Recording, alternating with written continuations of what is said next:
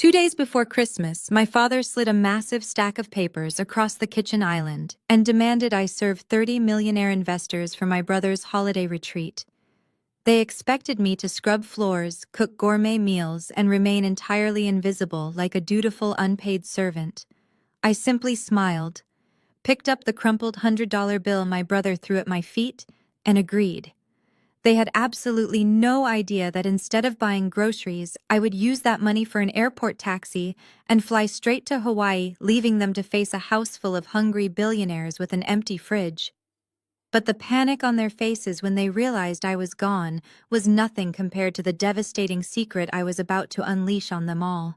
I am Clara, 34 years old, and somehow still navigating the incredible audacity of my own flesh and blood. As the undercover chief executive officer of a multi-million-dollar hospitality empire, I had long ago escaped their financial grip, but chose to stay in their basement to protect a massive secret. Before I continue this story, let me know where you are watching from in the comments below. Hit like and subscribe if you have ever had to stand up to family who severely underestimated your true worth. Growing up in our affluent Connecticut suburb, everything revolved around maintaining an illusion of absolute perfection. That illusion was entirely centered around my older brother Tristan.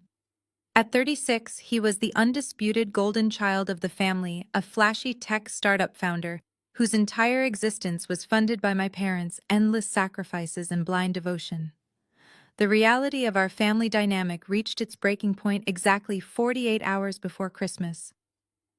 I was sitting at the kitchen island nursing a cup of black coffee when a heavy 5-page document slapped hard against my chest and slid onto my lap. I looked up to see my father Thomas glaring down at me with his usual expression of profound disappointment. "Read it and memorize it," he demanded, crossing his arms over his chest.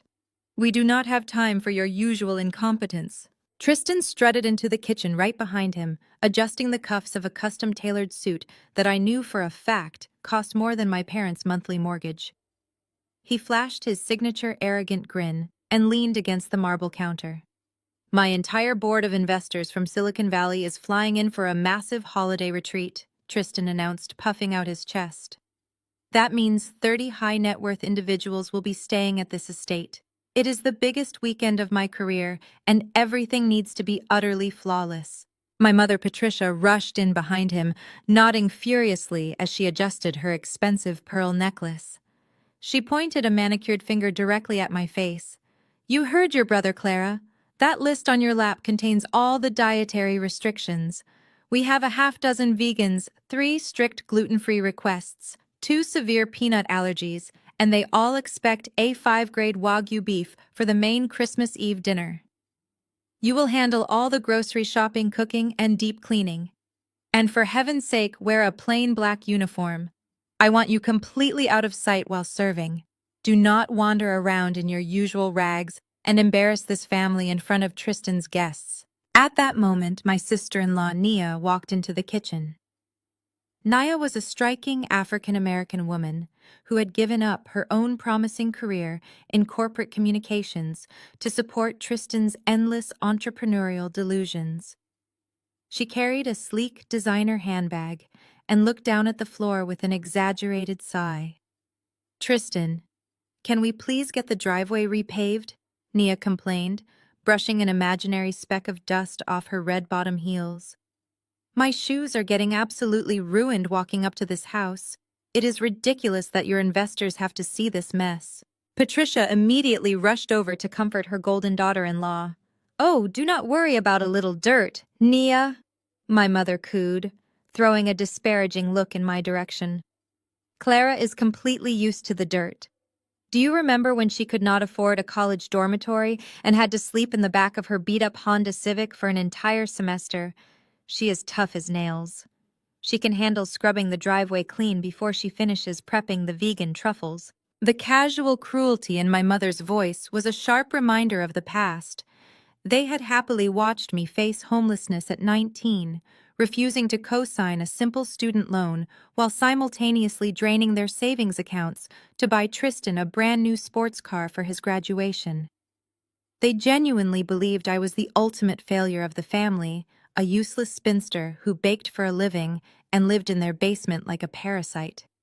They had absolutely no clue that the small catering gig I started in my 20s had quietly exploded into apex culinary and concierge, an elite hospitality empire catering exclusively to the ultra-rich.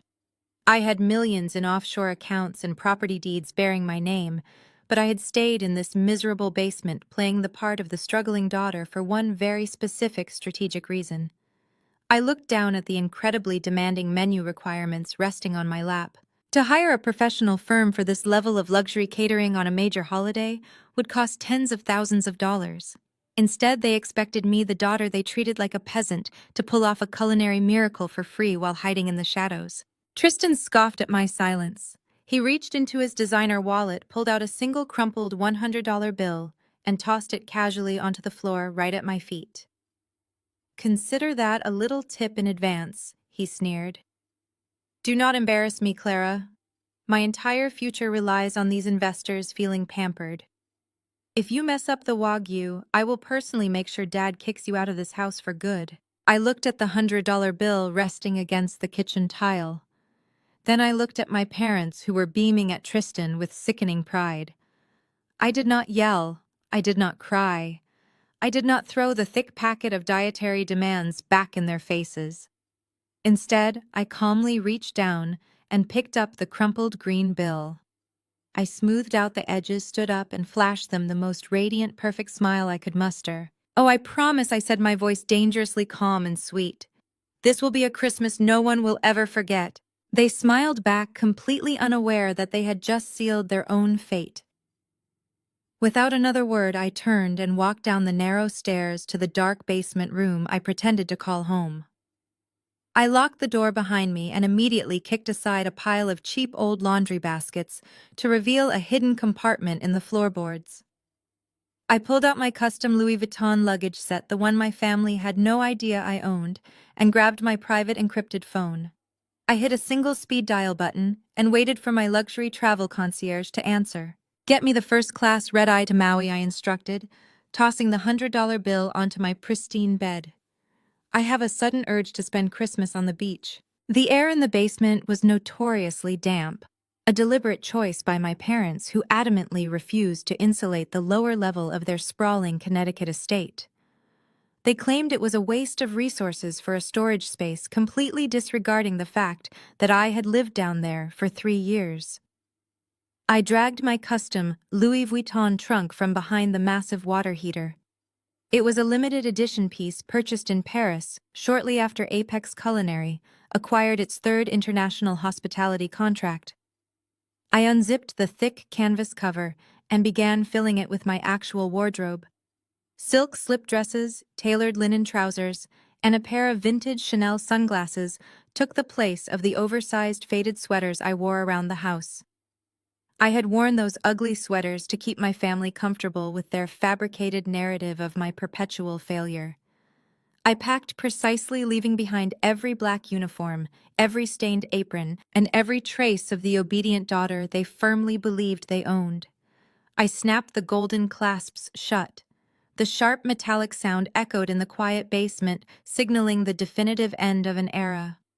I grabbed my cashmere coat and my leather tote, feeling the heavy, reassuring weight of my corporate phone inside. I carried the heavy trunk up the narrow wooden stairs, my silent footsteps practically a trained reflex after years of avoiding my family's unpredictable wrath. The main floor of the house was suffocatingly still. Moonlight filtered through the grand bay windows, casting long, pale shadows across the imported Persian rugs my mother prized above all else. I paused in the grand hallway, my gaze locking onto the massive, oil-painted family portrait hanging above the mahogany console table. Thomas and Patricia sat regally in the center, flanked by a beaming Tristan and his pristine wife, Nia. I had to squint to find myself in the composition. The artist had been instructed to position me, standing in the far back corner, quite literally obstructed by a large decorative potted fern. The visual metaphor was staggering, a daily reminder of my place in their hierarchy. Looking at Tristan's painted wrist, I vividly recalled the flash of gold from his heavy Rolex. I was 17, working triple shifts at a local diner to save for my college tuition. I went to the bank to withdraw my deposit only to find an account balance of absolutely zero. Thomas had emptied it the day before. He later justified the theft by claiming Tristan needed a luxury watch to project the right image for his fraternity alumni interviews. Your brother has real potential to lead this family, Thomas had told me, not even bothering to look up from his newspaper. You need to understand that family sacrifices are necessary for the greater good. The greater good in their eyes always meant Tristan. I turned my back on the arrogant painting and walked straight into the sprawling chef's kitchen, the very room where I was expected to perform culinary miracles for 30 venture capitalists over the next 48 hours. The granite island was still cluttered with Tristan's absurd 5-page dietary requirement list. I reached into my coat pocket and pulled out the crumpled $100 bill Tristan had so graciously tossed at my feet like I was a beggar.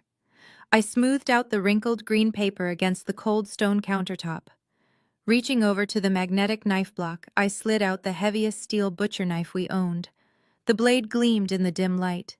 With one fluid, forceful motion, I drove the blade straight down through the center of the $100 bill, pinning it deeply into the expensive granite island with a loud crack. I grabbed a thick black marker from the utility drawer and scrawled a message across the back of Tristan's dietary demand list. Bought myself a cocktail. Enjoy the cooking. I propped the note right next to the embedded knife, a monument to my final act of servitude.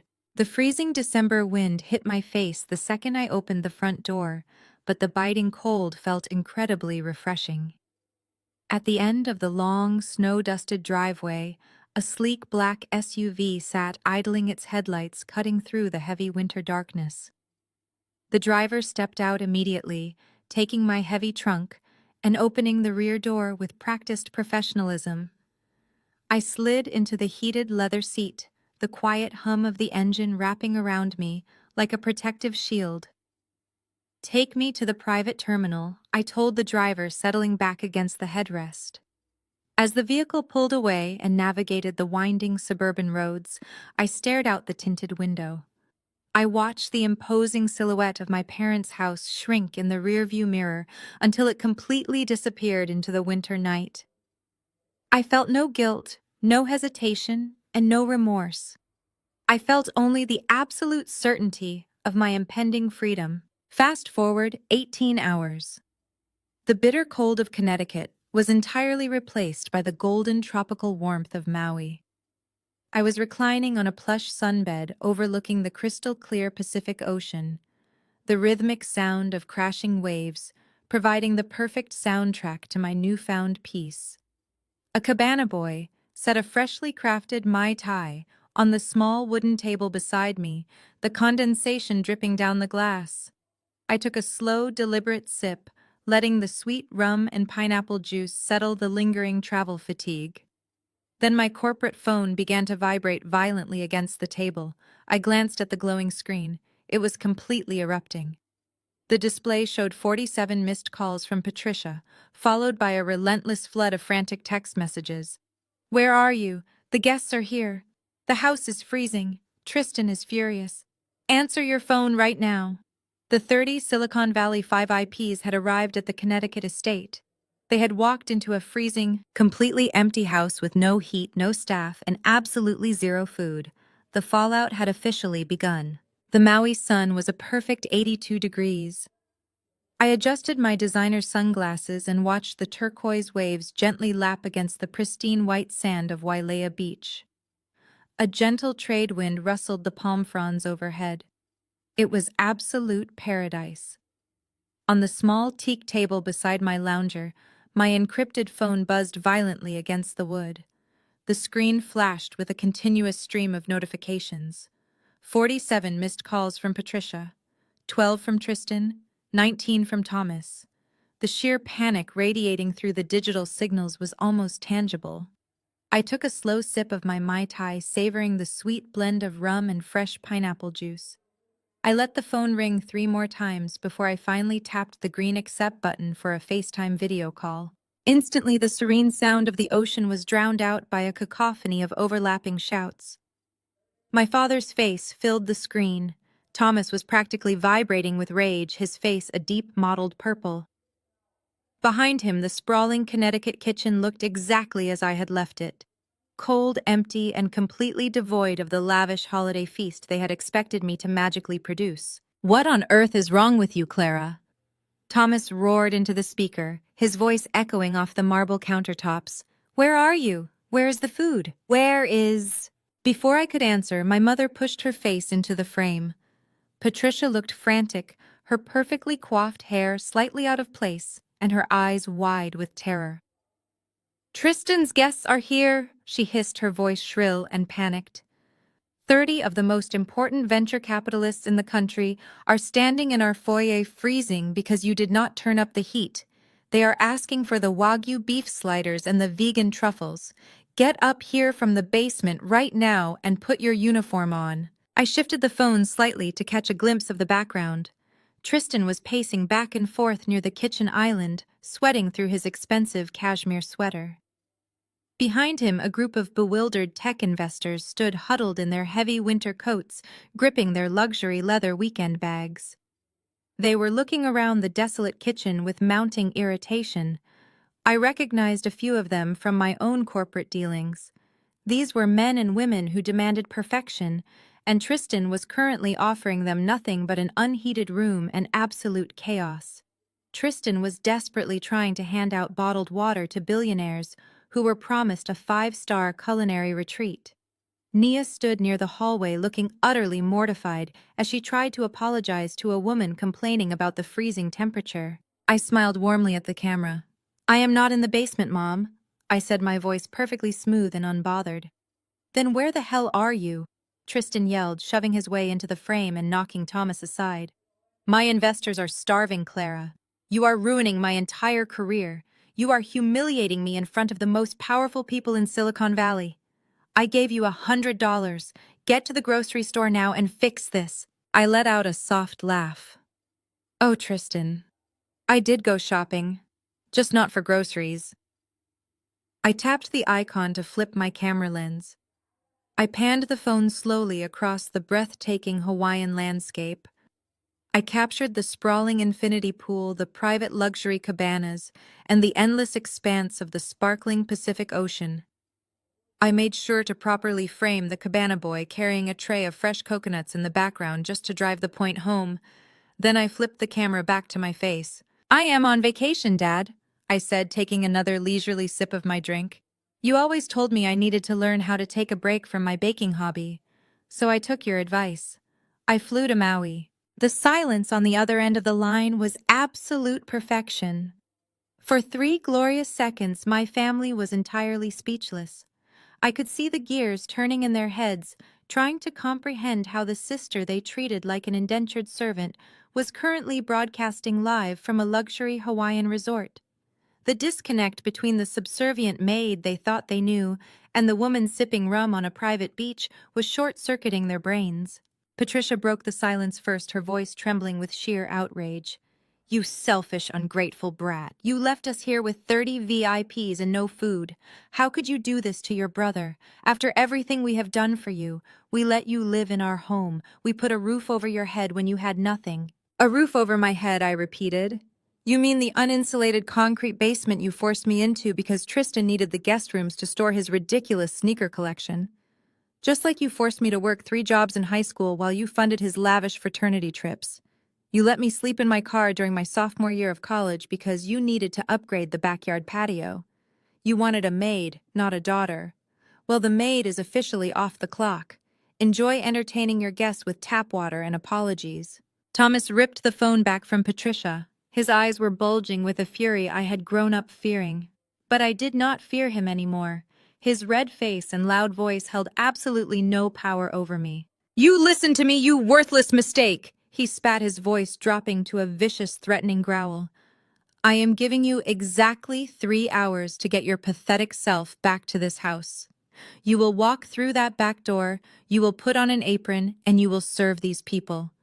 If you are not standing in this kitchen by the time my watch strikes 6, I will personally drag every single piece of your garbage out of that basement and throw it onto the snowy lawn. I will change every lock on the doors. You are homeless, Clara. You are utterly homeless, do you hear me? I stared into the camera, watching the man who had belittled my existence for 34 years. I did not flinch. I did not apologize. I leaned back against the plush white towel of my sunbed and gave him a smile that was sharp enough to cut glass. Change the locks. Thomas, I said, my tone dropping to a chillingly calm whisper. Throw out whatever you want. But it is going to be really awkward when the police arrest you for breaking and entering into my property. Before he could even process the words, I tapped the red button and ended the call. The phone screen went black, and Tristan stood in the center of the freezing kitchen, clutching his hair. In the adjacent living room, 30 of Silicon Valley's most ruthless venture capitalists were huddled in their cashmere overcoats, murmuring among themselves. Their breath literally formed small clouds in the unheated air. Tristan knew he had less than 10 minutes before they started calling their drivers and walking out the door, taking his $5 million funding round with them. He pulled out his phone and frantically searched for emergency elite catering in Connecticut. The top result was a company called Apex Culinary. Their website boasted of serving foreign dignitaries and Hollywood royalty. Tristan did not hesitate. He dialed the number pacing the length of the kitchen island, where Clara had pinned the crumpled $100 bill just hours earlier. A man answered with a crisp, professional tone. Tristan demanded a full holiday spread for 30 VIP guests immediately. He practically screamed into the receiver that price was not an issue, and that he was a highly successful tech founder who needed a miracle. The manager on the other end of the line remained entirely calm. He informed Tristan that an emergency holiday deployment of their elite team would require an upfront fee of $35,000. Tristan scoffed loudly, ensuring the investors in the next room could hear him. He told the manager to send the team and prepare to swipe his card. Tristan had absolutely no idea that the man on the phone was Marcus, my most trusted operations director, or that the entire Apex Culinary fleet was already idling in a commercial parking lot just 2 miles down the road, waiting for my direct signal. Less than 20 minutes later, a fleet of 3 pristine black catering vans pulled into the snowy driveway. Marcus and a team of 12 chefs and servers marched into the house with military precision. They carried portable induction burners, silver chafing dishes, and coolers packed with the exact Wagyu beef and vegan truffles Tristan had demanded earlier. The rich, savory aroma of roasting garlic and seared meat quickly began to fill the freezing air. The investors in the living room visibly relaxed, shedding their heavy coats as the caterers began pouring vintage champagne and passing around exquisite appetizers on silver platters. Tristan puffed out his chest, looking over at his father with a smug expression. He had saved the day. The golden boy had triumphed again. Marcus approached Tristan in the center of the kitchen, holding a sleek mobile payment terminal. "Sir, we are happy to accommodate your emergency request," Marcus said, his voice polite but firm. "However, company policy requires the $35,000 payment to be processed before we begin serving the main course." Tristan rolled his eyes and pulled out a heavy metal black credit card. He flashed it toward a few investors standing near the kitchen entrance, ensuring they saw the prestigious piece of metal. "Just tap it," Tristan said, waving his hand dismissively. Marcus tapped the card against the screen. The machine beeped a sharp, discordant sound. "Declined." Tristan let out a forced, hollow laugh. "It is a fraud alert," he announced loudly to the room. "It happens all the time when you have my kind of net worth. The bank gets nervous when I make large, spontaneous purchases. Just run this one." He pulled out a platinum card and shoved it into the chip reader. The machine processed for 3 seconds before beeping again. "Declined." The kitchen went completely silent. The clinking of champagne glasses in the living room suddenly stopped. Several investors exchanged knowing, skeptical glances. A tech founder who claimed to manage millions but could not clear a $35,000 catering bill was a massive red flag. Tristan's face turned a blotchy red as he frantically tapped the card again. The screen flashed the same rejection. Nia rushed into the kitchen, her face tight with embarrassment. She pushed Tristan aside and opened her own designer wallet. "Stop making a scene, Tristan," she hissed under her breath. She pulled out her personal gold card and handed it to Marcus. "I apologize for the inconvenience," she said, offering a tight customer service smile. "Please use my account." Marcus ran the card. The machine beeped one more time. Declined. Nia stared at the small digital screen as if it had offended her personally. Her perfectly manicured hands began to shake. She grabbed Tristan by the arm, her nails digging deep into his cashmere sweater, and dragged him violently into the walk-in pantry, slamming the door behind them. Through the thin wooden door, their hushed argument hissed into the quiet kitchen. "Why is my personal account frozen?" "Tristan," Nia demanded, her voice shaking with absolute rage. "You told me those temporary bridge loans I co-signed last month were fully covered by your Series A funding. You swore on your life that using my credit was just a corporate formality." Tristan stammered, his voice pitching higher in panic. "It is just a bank holiday issue, Nia. The liquid assets are tied up in an offshore holding account until Tuesday. I promise it is fine." "You lied to me," she shot back, the realization dawning on her. "You drained my accounts." Out in the kitchen, Marcus turned his attention away from the pantry door and looked directly at my father. Thomas was hovering nervously near the refrigerator, sweating profusely despite the cold temperature of the house. Sir Marcus said, his voice cutting through the tension. "I need payment right now, or my team will pack up the equipment and leave immediately. Your guests look very hungry and my staff is on holiday pay." Thomas looked past Marcus into the living room. 30 of the wealthiest people he had ever met were staring right back at him with growing irritation. He looked at Patricia, who was gripping the edge of the granite counter, hyperventilating at the prospect of total social ruin. Thomas could not let his son look like a fraud. He could not allow the golden illusion to shatter in front of these powerful people. His hands trembling violently, Thomas reached into his back pocket and pulled out his worn leather wallet. He extracted a plain standard debit card, the one connected directly to his lifetime retirement savings account. "Use this," Thomas whispered, staring at the floor. Marcus inserted the card. The machine processed the transaction and chimed with a pleasant tone. "Approved." Thomas looked physically ill. He had just wiped out a massive chunk of his life savings to preserve his son's fragile ego. Marcus printed the receipt. But instead of simply handing over the slip of paper, he reached into his tailored suit jacket and pulled out a thick, formal legal envelope.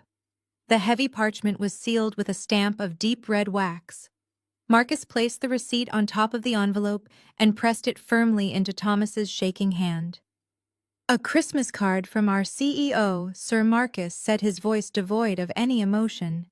"She hopes you enjoy the holiday." I watched the entire spectacular implosion unfold in high definition from my cabana in Maui, streaming the live video feed from the discreet security cameras I had legally installed in my own kitchen months ago. Thomas stood frozen, staring at the thick parchment envelope in his trembling hand. The heavy red wax seal felt like a physical weight, a ticking time bomb resting on his palm. Marcus, having delivered the devastating package, gave a crisp nod and signaled his elite culinary team to begin passing the hors d'oeuvres. The professional caterers seamlessly moved past the paralyzed family members, entirely ignoring the impending explosion. Patricia snatched the envelope from Thomas's weak grip. "What is this?" she demanded, her voice shrill and echoing through my phone speaker. She broke the wax seal, her manicured nails tearing frantically into the thick paper. She pulled out a stack of crisp, officially notarized legal documents. The header of the very first page was printed in bold, uncompromising black ink. "Notice of eviction and transfer of deed." Patricia's eyes darted across the documents, her face rapidly draining of all color. The expensive foundation she wore suddenly looked like a death mask. "Thomas," she whispered, the paper shaking violently in her hands. "Thomas, what does this mean?" "It says Apex Holdings, LLC, is the sole proprietor of this estate. It says we have 48 hours to vacate the premises." Thomas could not meet her eyes. He stared at the kitchen tiles, his chest heaving as the crushing reality of his long-held secret finally caught up with him. "Apex Holdings," Tristan muttered, stepping cautiously out of the pantry, where he and Nia had just been arguing. "That is the parent company of the catering service. Why does a catering service own our house?" The toxic truth hung heavily in the freezing air. I had meticulously planned this exact moment for 3 years. 3 years ago, Tristan had confidently launched a disastrous cryptocurrency venture. He had promised his investors guaranteed astronomical returns, swindling his early backers, and digging a massive financial hole that threatened federal fraud charges.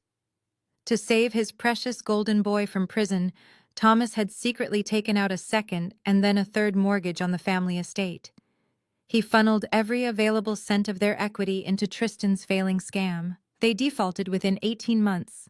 When the bank quietly put the Connecticut estate up for private auction, my corporate acquisitions team swooped in immediately.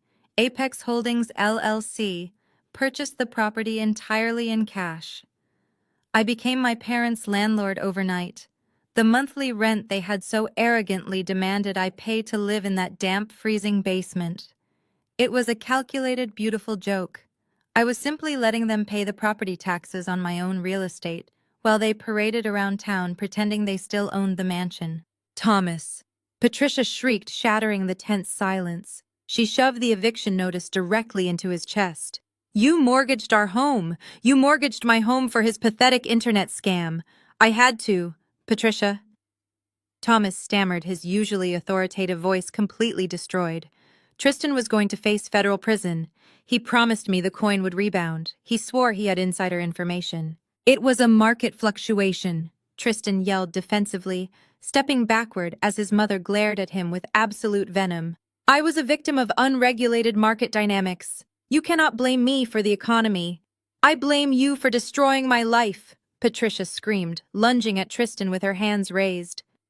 Nia grabbed Patricia's arm, pulling her back before she could physically claw at Tristan's face. The pristine, flawless illusion of the Wilson family was disintegrating in real time. The kitchen, now smelling of seared Wagyu beef and expensive truffle oil, had become an active war zone. You parasitic little fraud! Patricia spat at Tristan, tears of absolute rage ruining her mascara. You drained my husband's retirement. You stole my house.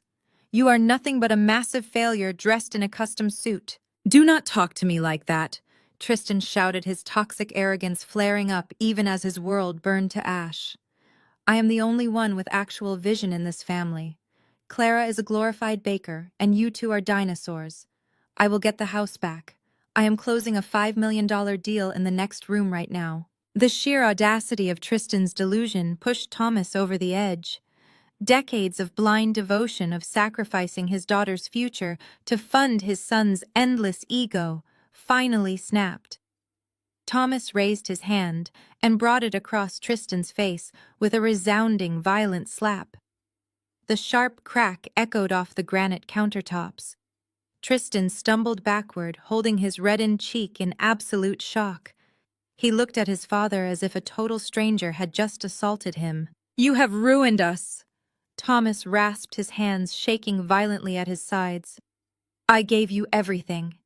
I stole from your sister to give to you. I risked my marriage, and you have absolutely ruined us. Nia stood frozen in the corner, her eyes wide with terror as she calculated the massive debt she was now legally tied to. The golden child was officially dead. In his place stood a terrified, broke fraud who had just been struck by his own enabler. The legal documents had fluttered to the floor during the physical scuffle. A single page, the notice to vacate, rested face up near the entrance to the formal living room. Heavy, measured footsteps echoed on the hardwood floor. A tall, impeccably dressed man with silver hair walked slowly into the kitchen. It was Mr. Caldwell, the lead venture capitalist and the anchor of Tristan's highly anticipated $5 million funding round. He held a glass of vintage champagne in one hand.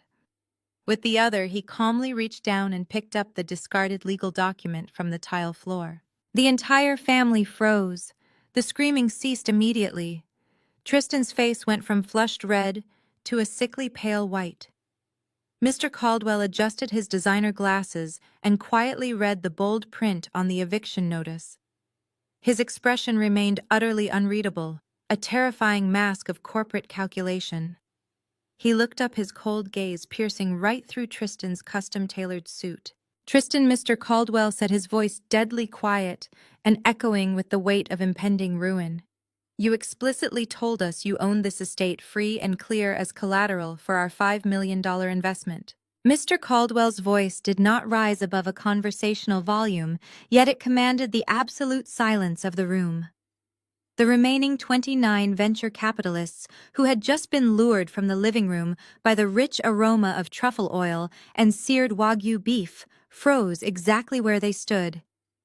The clinking of silverware ceased immediately.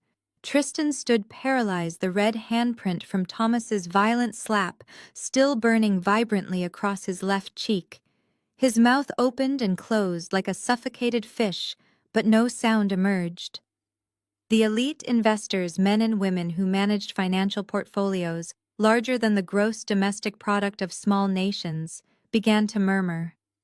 The whispers spread through the freezing kitchen like wildfire. A tech founder who explicitly lies about his collateral is a tech founder who lies about his product. Tristan frantically adjusted the collar of his cashmere sweater, attempting to summon the arrogant charm that had successfully manipulated our parents for 3 decades. He let out a breathless, entirely unconvincing laugh.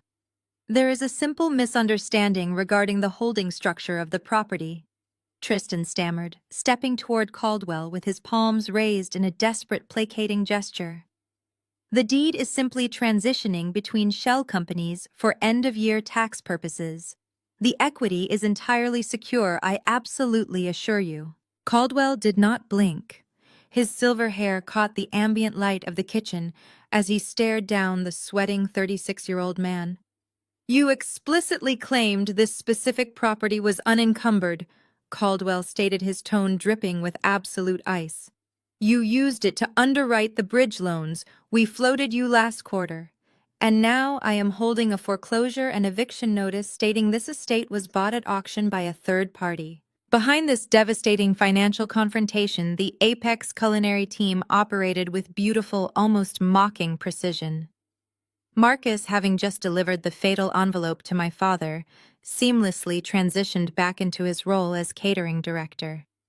His team moved like phantoms around the screaming match, sliding silver platters of beluga caviar and miniature beef Wellingtons onto the granite island.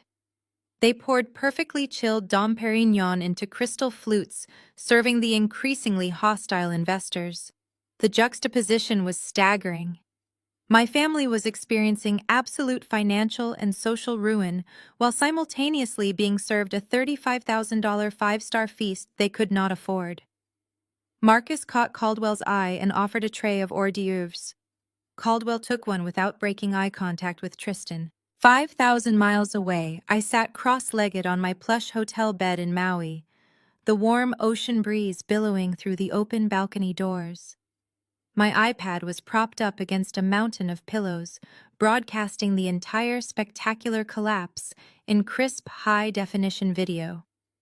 I had installed the discreet security cameras in the kitchen molding 3 months ago, originally to protect my expensive baking equipment from Tristan's careless late-night raiding.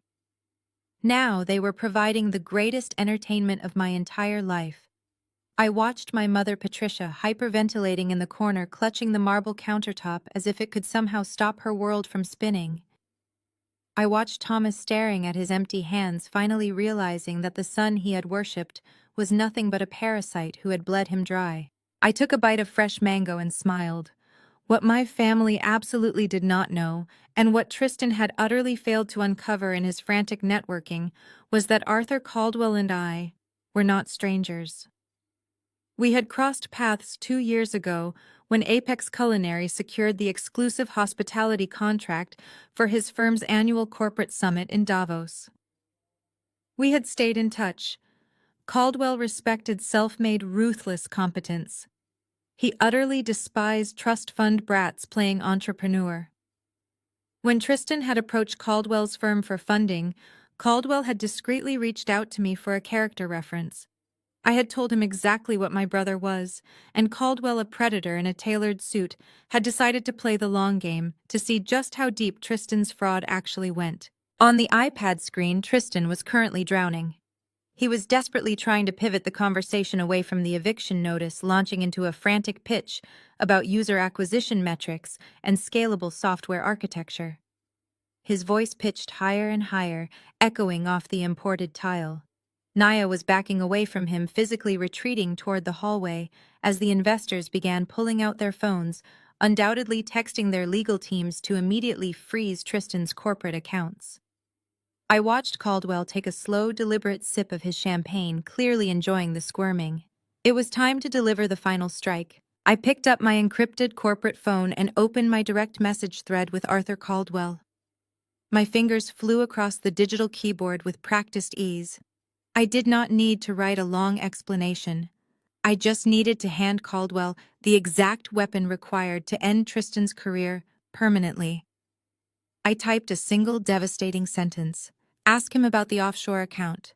I hit send and immediately looked back at the iPad screen. Inside the freezing Connecticut kitchen, a sharp ping echoed from Caldwell's breast pocket. The venture capitalist paused, holding up a single finger to silence Tristan mid-sentence. Tristan snapped his mouth shut, sweating profusely. Caldwell smoothly retrieved his phone, his eyes scanning the glowing screen. A slow, terrifying smile crept across Caldwell's face. It was the smile of a shark that had just cornered a bleeding seal. He slipped the phone back into his tailored jacket and looked up. Tristan swallowed hard, attempting a weak, placating grin. As I was saying, Arthur, the domestic capital is perfectly secured, and we are ready to scale. The domestic capital is irrelevant, Caldwell interrupted, his voice dropping to a dangerously quiet register that commanded the absolute attention of every single person in the room. Caldwell stepped forward, invading Tristan's personal space. Where is the Cayman Islands money, Tristan? The color completely vanished from Tristan's face. His jaw went slack. The crystal champagne flute slipped from his trembling fingers, shattering violently against the hard tile floor. The sharp crash of crystal against the imported tile broke the spell that had paralyzed the room. Tristan stood over the shattered remains of his champagne flute, his hands trembling violently as Arthur Caldwell simply stared at him. The silence that followed was absolute. Caldwell did not yell. He did not demand an explanation. He simply pulled his tailored coat tighter around his shoulders, signaled to his associates, and walked out the front door. 30 venture capitalists followed him in a synchronized exodus of wealth, leaving Tristan standing in the ruins of his fabricated empire. The heavy mahogany door clicked shut, sealing the Wilsons inside their freezing, foreclosed reality. Nia watched the entire collapse from the edge of the kitchen. For 3 years, she had suspended her own disbelief. She was a brilliant woman who had built a formidable career in corporate communications before meeting Tristan. She had managed crisis accounts for Fortune 500 companies, yet she had allowed Tristan to convince her to step down to manage his personal brand and support his visionary startup. She had traded her corner office for the role of the supportive wife, signing documents she was told not to worry about, and smiling at dinners while Tristan took the credit for her strategic planning.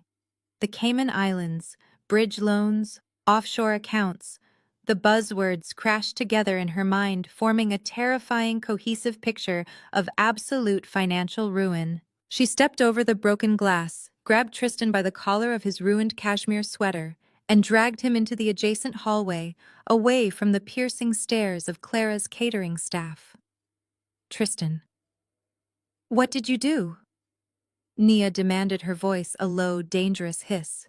Her perfectly manicured fingers dug into his shoulders. Tell me right now what you did with the bridge loans I co-signed. Where is that money? Tristan looked around wildly like a trapped animal. He grabbed her wrists, trying to pry her hands off him. Nia, you need to calm down. He stammered, his voice pitching into a panicked whine.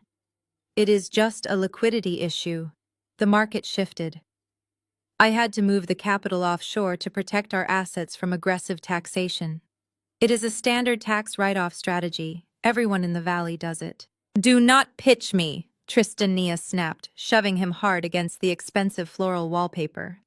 I am the one who wrote your pitches. You drained my personal accounts. My credit cards are declining. Caldwell just walked out with $5 million because he knows you are a fraud. You used my pristine credit score to fund an offshore account that I have absolutely no access to.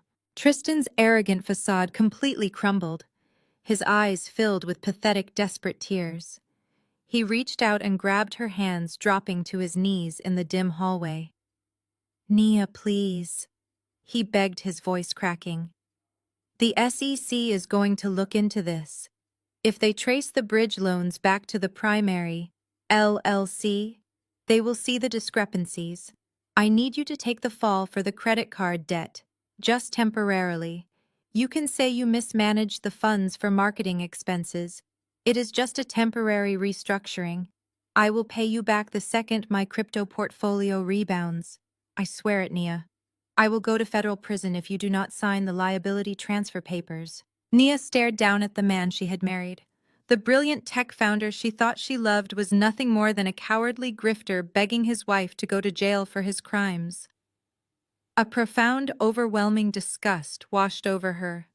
She pulled her hands out of his grip as if his touch physically burned her. "I am not signing anything, Tristan," she said, her voice completely devoid of emotion. "I am calling my lawyer and I am reporting you for financial fraud." Before Tristan could formulate another pathetic excuse, Patricia marched into the hallway. Patricia had clearly been eavesdropping from the kitchen. Her face was flushed with defensive rage, and she immediately stepped between Nia and her precious golden boy. Patricia glared at Nia with a look of pure, unadulterated contempt. "How dare you speak to my son that way?" Patricia hissed, pointing a trembling finger at Nia's chest. "Tristan has provided you with a lifestyle you could never have achieved on your own. You came into this family with nothing but a communications degree and an inflated ego. You should be grateful a man like Tristan married you. The least you can do is help him when he hits a minor bump in the road. Just sign the papers, Nia. It is your duty as his wife to protect this family." Nia stood frozen, absorbing the full weight of her mother-in-law's words. The casual racism, the aggressive classism, the absolute entitlement.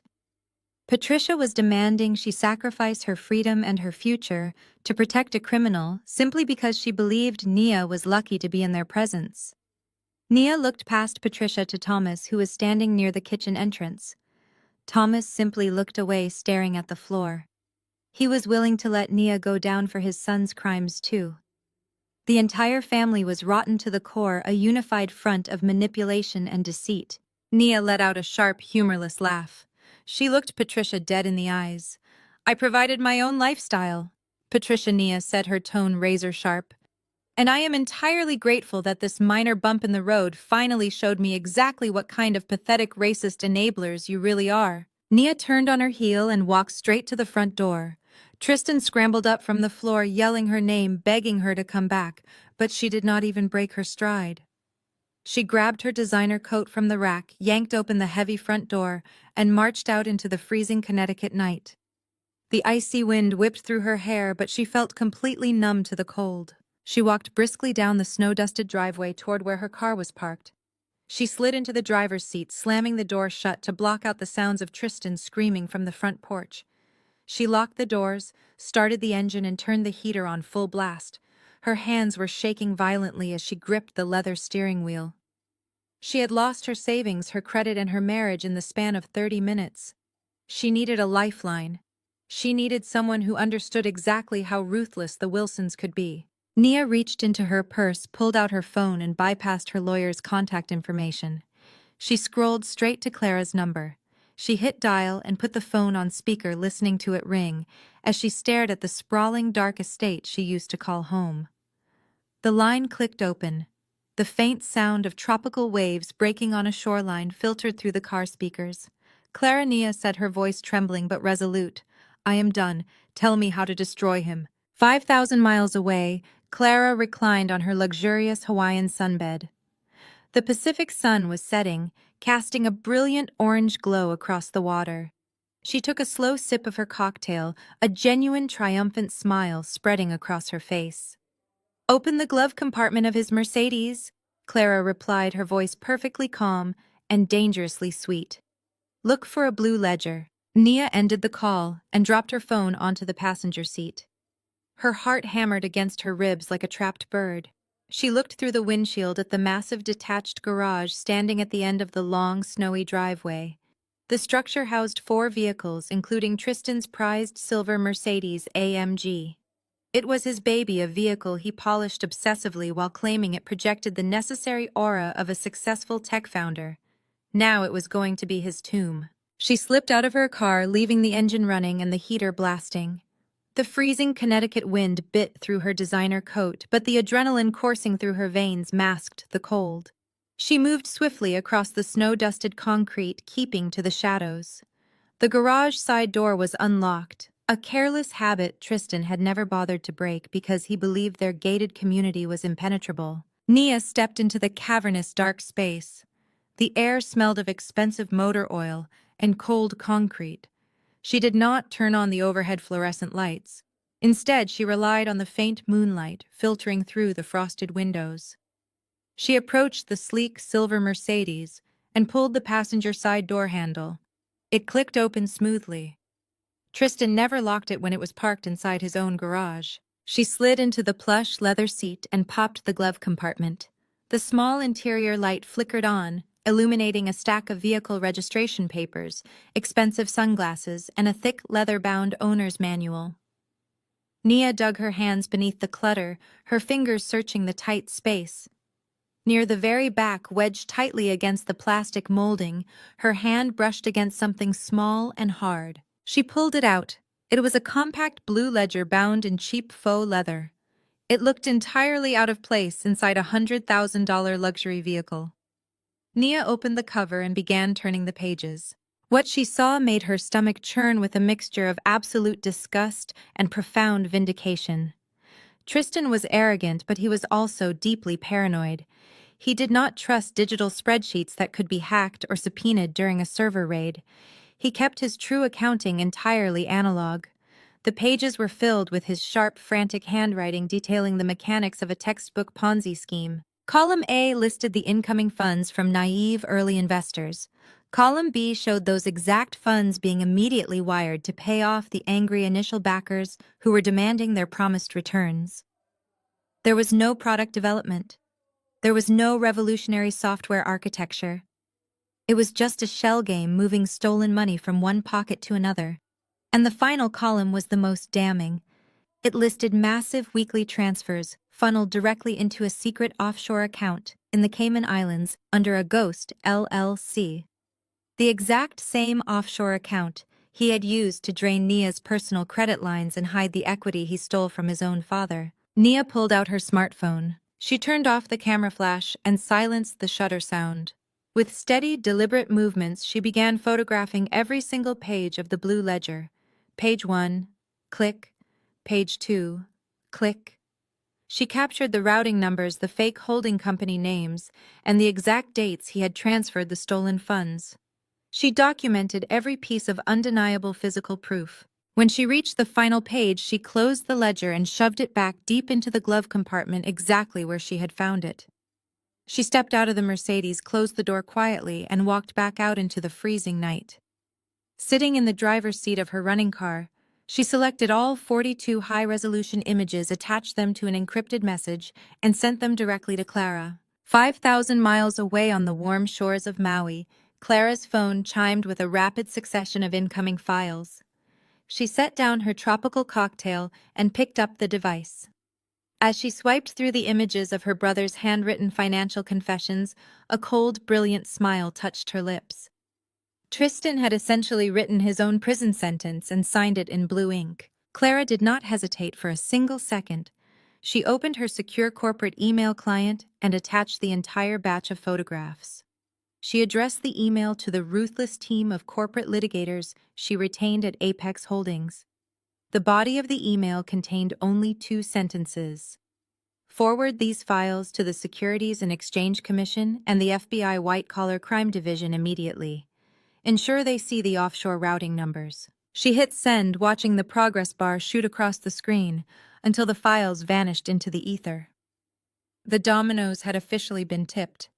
There was no stopping the collapse now. Back in Connecticut, the atmosphere inside the mansion's kitchen had devolved from a war zone into a graveyard. The 30 venture capitalists had vanished, taking their heavy cashmere coats and their millions in funding with them. The elite catering staff from Apex Culinary were silently and efficiently packing up their chafing dishes and induction burners, completely ignoring the ruined family standing amidst the wreckage. Patricia was slumped against the granite island, weeping uncontrollably into her hands. Her perfect makeup was entirely ruined, running in dark streaks down her pale face. Tristan was pacing the length of the kitchen, clutching his hair and muttering frantically to himself about market fluctuations and temporary setbacks. He was completely detached from reality, desperately trying to rebuild his shattered illusion. Thomas stood entirely still near the refrigerator. He looked like a man who had just been diagnosed with a terminal illness. His shoulders were slumped, his eyes hollow and vacant. He had sacrificed his daughter, his integrity, and his entire life savings for a son who was currently hyperventilating over his own incompetence. Suddenly, a sharp, shrill ringing pierced the heavy silence of the kitchen. It was the landline phone mounted on the wall, a device they rarely ever used. The jarring sound echoed off the imported tile, making Patricia flinch. The phone rang a second time, then a third. Tristan stopped pacing, staring at the ringing phone with wide, terrified eyes.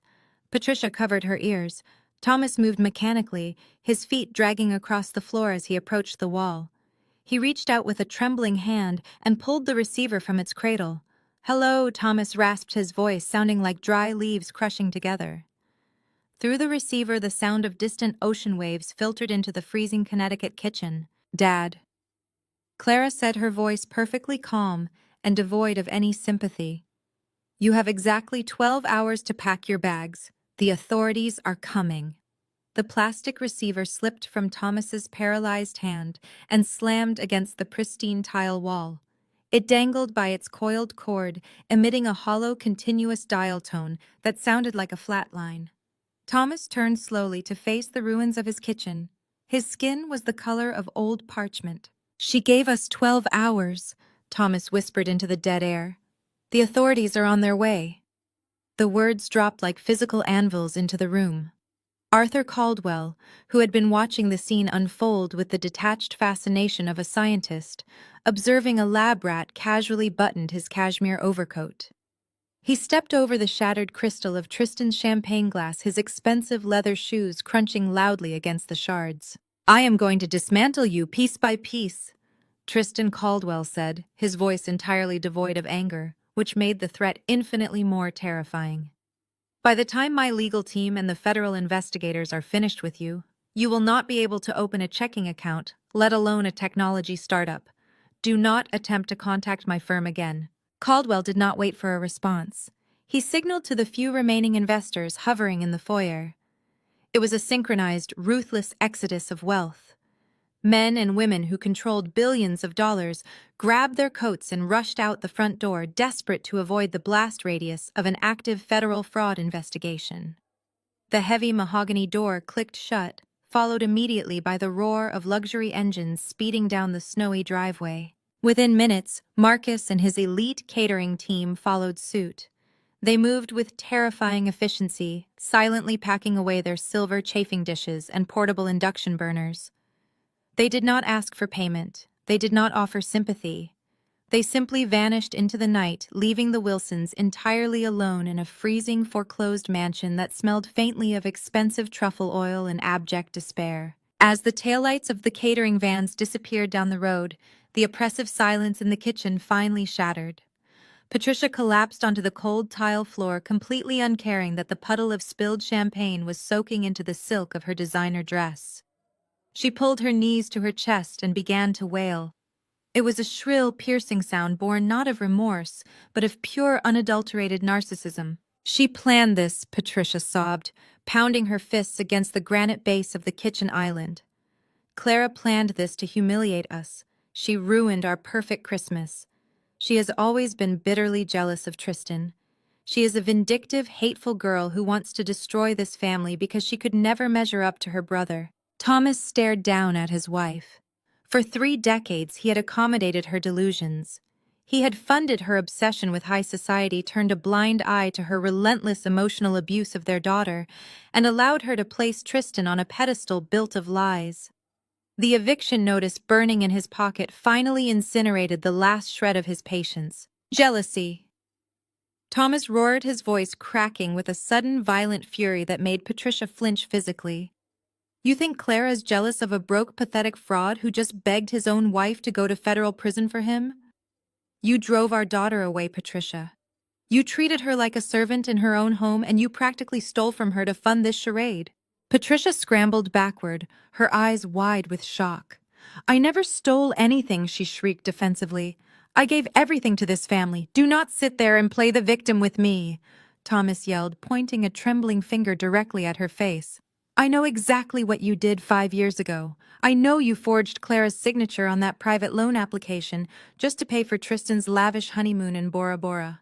Tristan, who had been hyperventilating near the sink, suddenly stopped. He looked at his mother, his jaw slack. You ruined her credit before she even launched her business, Thomas continued, his voice echoing brutally through the empty house.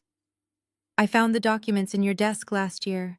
You committed financial fraud against your own daughter, and you justified it to yourself by claiming Tristan deserved a proper celebration for marrying well. You are a criminal, Patricia. You built this house of cards, and now it is collapsing on top of us. Patricia opened her mouth to deny it, but no words came out. The ugly, toxic truth was finally exposed under the harsh kitchen lights. The hours that followed were a waking nightmare. As midnight bled into the early hours of the morning, panic completely consumed the household. Tristan locked himself in his father's study, frantically dialing his lawyers, his offshore bankers, and his former board members. Every single call went straight to voicemail. His digital access codes were already bouncing back invalid. The freeze was absolute and immediate. Clara's corporate attorneys had executed the strike with lethal precision. Upstairs, Patricia had descended into complete mania. She dragged 4 massive Louis Vuitton suitcases from the master closet and began violently stuffing them with anything she could grab. She packed silver candlesticks, designer shoes, cashmere blankets, and diamond jewelry, muttering feverishly to herself that they would just go to the Hamptons until Tristan sorted out the misunderstanding. She absolutely refused to accept that the Hamptons' house had been leveraged and lost 2 years ago. Thomas did not pack. He sat in the dark, freezing, formal living room, pouring himself a heavy glass of cheap scotch. He stared at the dead embers in the fireplace, listening to the frantic footsteps of his wife upstairs and the muffled, desperate sobbing of his son down the hall. He finally understood that Clara had given them 12 hours, not as a courtesy, but as an instrument of psychological torture. She wanted them to sit in the ruins of their arrogance. She wanted them to feel the walls closing in. The agonizing night stretched on, every tick of the grandfather clock sounding like a judge's gavel. Dawn finally broke over the Connecticut hills, painting the snow-covered landscape in a cold, unforgiving shade of gray. It was the morning of Christmas Eve. Thomas finished the last drop of his scotch and stood up, his joints aching and his spirit entirely broken. Through the frosted glass of the bay windows, a new sound disrupted the eerie silence of the morning. It was the heavy synchronized crunch of thick tires rolling over packed snow. Thomas walked slowly to the window and looked out. Turning off the main road and passing through the wrought iron gates of the estate was not a catering van or a venture capitalist's luxury sedan. It was a formidable, terrifying fleet of 6 black, unmarked government SUVs. They pulled into the circular driveway with military precision boxing in Tristan's prized Mercedes and blocking all possible exits. Nia ended the call and dropped her phone onto the passenger seat. Her heart hammered against her ribs like a trapped bird. She looked through the windshield at the massive detached garage standing at the end of the long, snowy driveway. The structure housed 4 vehicles, including Tristan's prized silver Mercedes AMG. It was his baby, a vehicle he polished obsessively while claiming it projected the necessary aura of a successful tech founder. Now it was going to be his tomb. She slipped out of her car, leaving the engine running and the heater blasting. The freezing Connecticut wind bit through her designer coat, but the adrenaline coursing through her veins masked the cold. She moved swiftly across the snow-dusted concrete, keeping to the shadows. The garage side door was unlocked, a careless habit Tristan had never bothered to break because he believed their gated community was impenetrable. Nia stepped into the cavernous dark space. The air smelled of expensive motor oil and cold concrete. She did not turn on the overhead fluorescent lights. Instead, she relied on the faint moonlight filtering through the frosted windows. She approached the sleek silver Mercedes and pulled the passenger side door handle. It clicked open smoothly. Tristan never locked it when it was parked inside his own garage. She slid into the plush leather seat and popped the glove compartment. The small interior light flickered on, illuminating a stack of vehicle registration papers, expensive sunglasses, and a thick leather-bound owner's manual. Nia dug her hands beneath the clutter, her fingers searching the tight space. Near the very back, wedged tightly against the plastic molding, her hand brushed against something small and hard. She pulled it out. It was a compact blue ledger bound in cheap faux leather. It looked entirely out of place inside a $100,000 luxury vehicle. Nia opened the cover and began turning the pages. What she saw made her stomach churn with a mixture of absolute disgust and profound vindication. Tristan was arrogant, but he was also deeply paranoid. He did not trust digital spreadsheets that could be hacked or subpoenaed during a server raid. He kept his true accounting entirely analog. The pages were filled with his sharp, frantic handwriting detailing the mechanics of a textbook Ponzi scheme. Column A listed the incoming funds from naive early investors. Column B showed those exact funds being immediately wired to pay off the angry initial backers who were demanding their promised returns. There was no product development. There was no revolutionary software architecture. It was just a shell game moving stolen money from one pocket to another. And the final column was the most damning. It listed massive weekly transfers funneled directly into a secret offshore account in the Cayman Islands under a ghost LLC. The exact same offshore account he had used to drain Nia's personal credit lines and hide the equity he stole from his own father. Nia pulled out her smartphone. She turned off the camera flash and silenced the shutter sound. With steady, deliberate movements, she began photographing every single page of the blue ledger. Page 1. Click. Page 2. Click. She captured the routing numbers, the fake holding company names, and the exact dates he had transferred the stolen funds. She documented every piece of undeniable physical proof. When she reached the final page, she closed the ledger and shoved it back deep into the glove compartment, exactly where she had found it. She stepped out of the Mercedes, closed the door quietly, and walked back out into the freezing night. Sitting in the driver's seat of her running car, she selected all 42 high-resolution images, attached them to an encrypted message, and sent them directly to Clara. 5,000 miles away on the warm shores of Maui, Clara's phone chimed with a rapid succession of incoming files. She set down her tropical cocktail and picked up the device.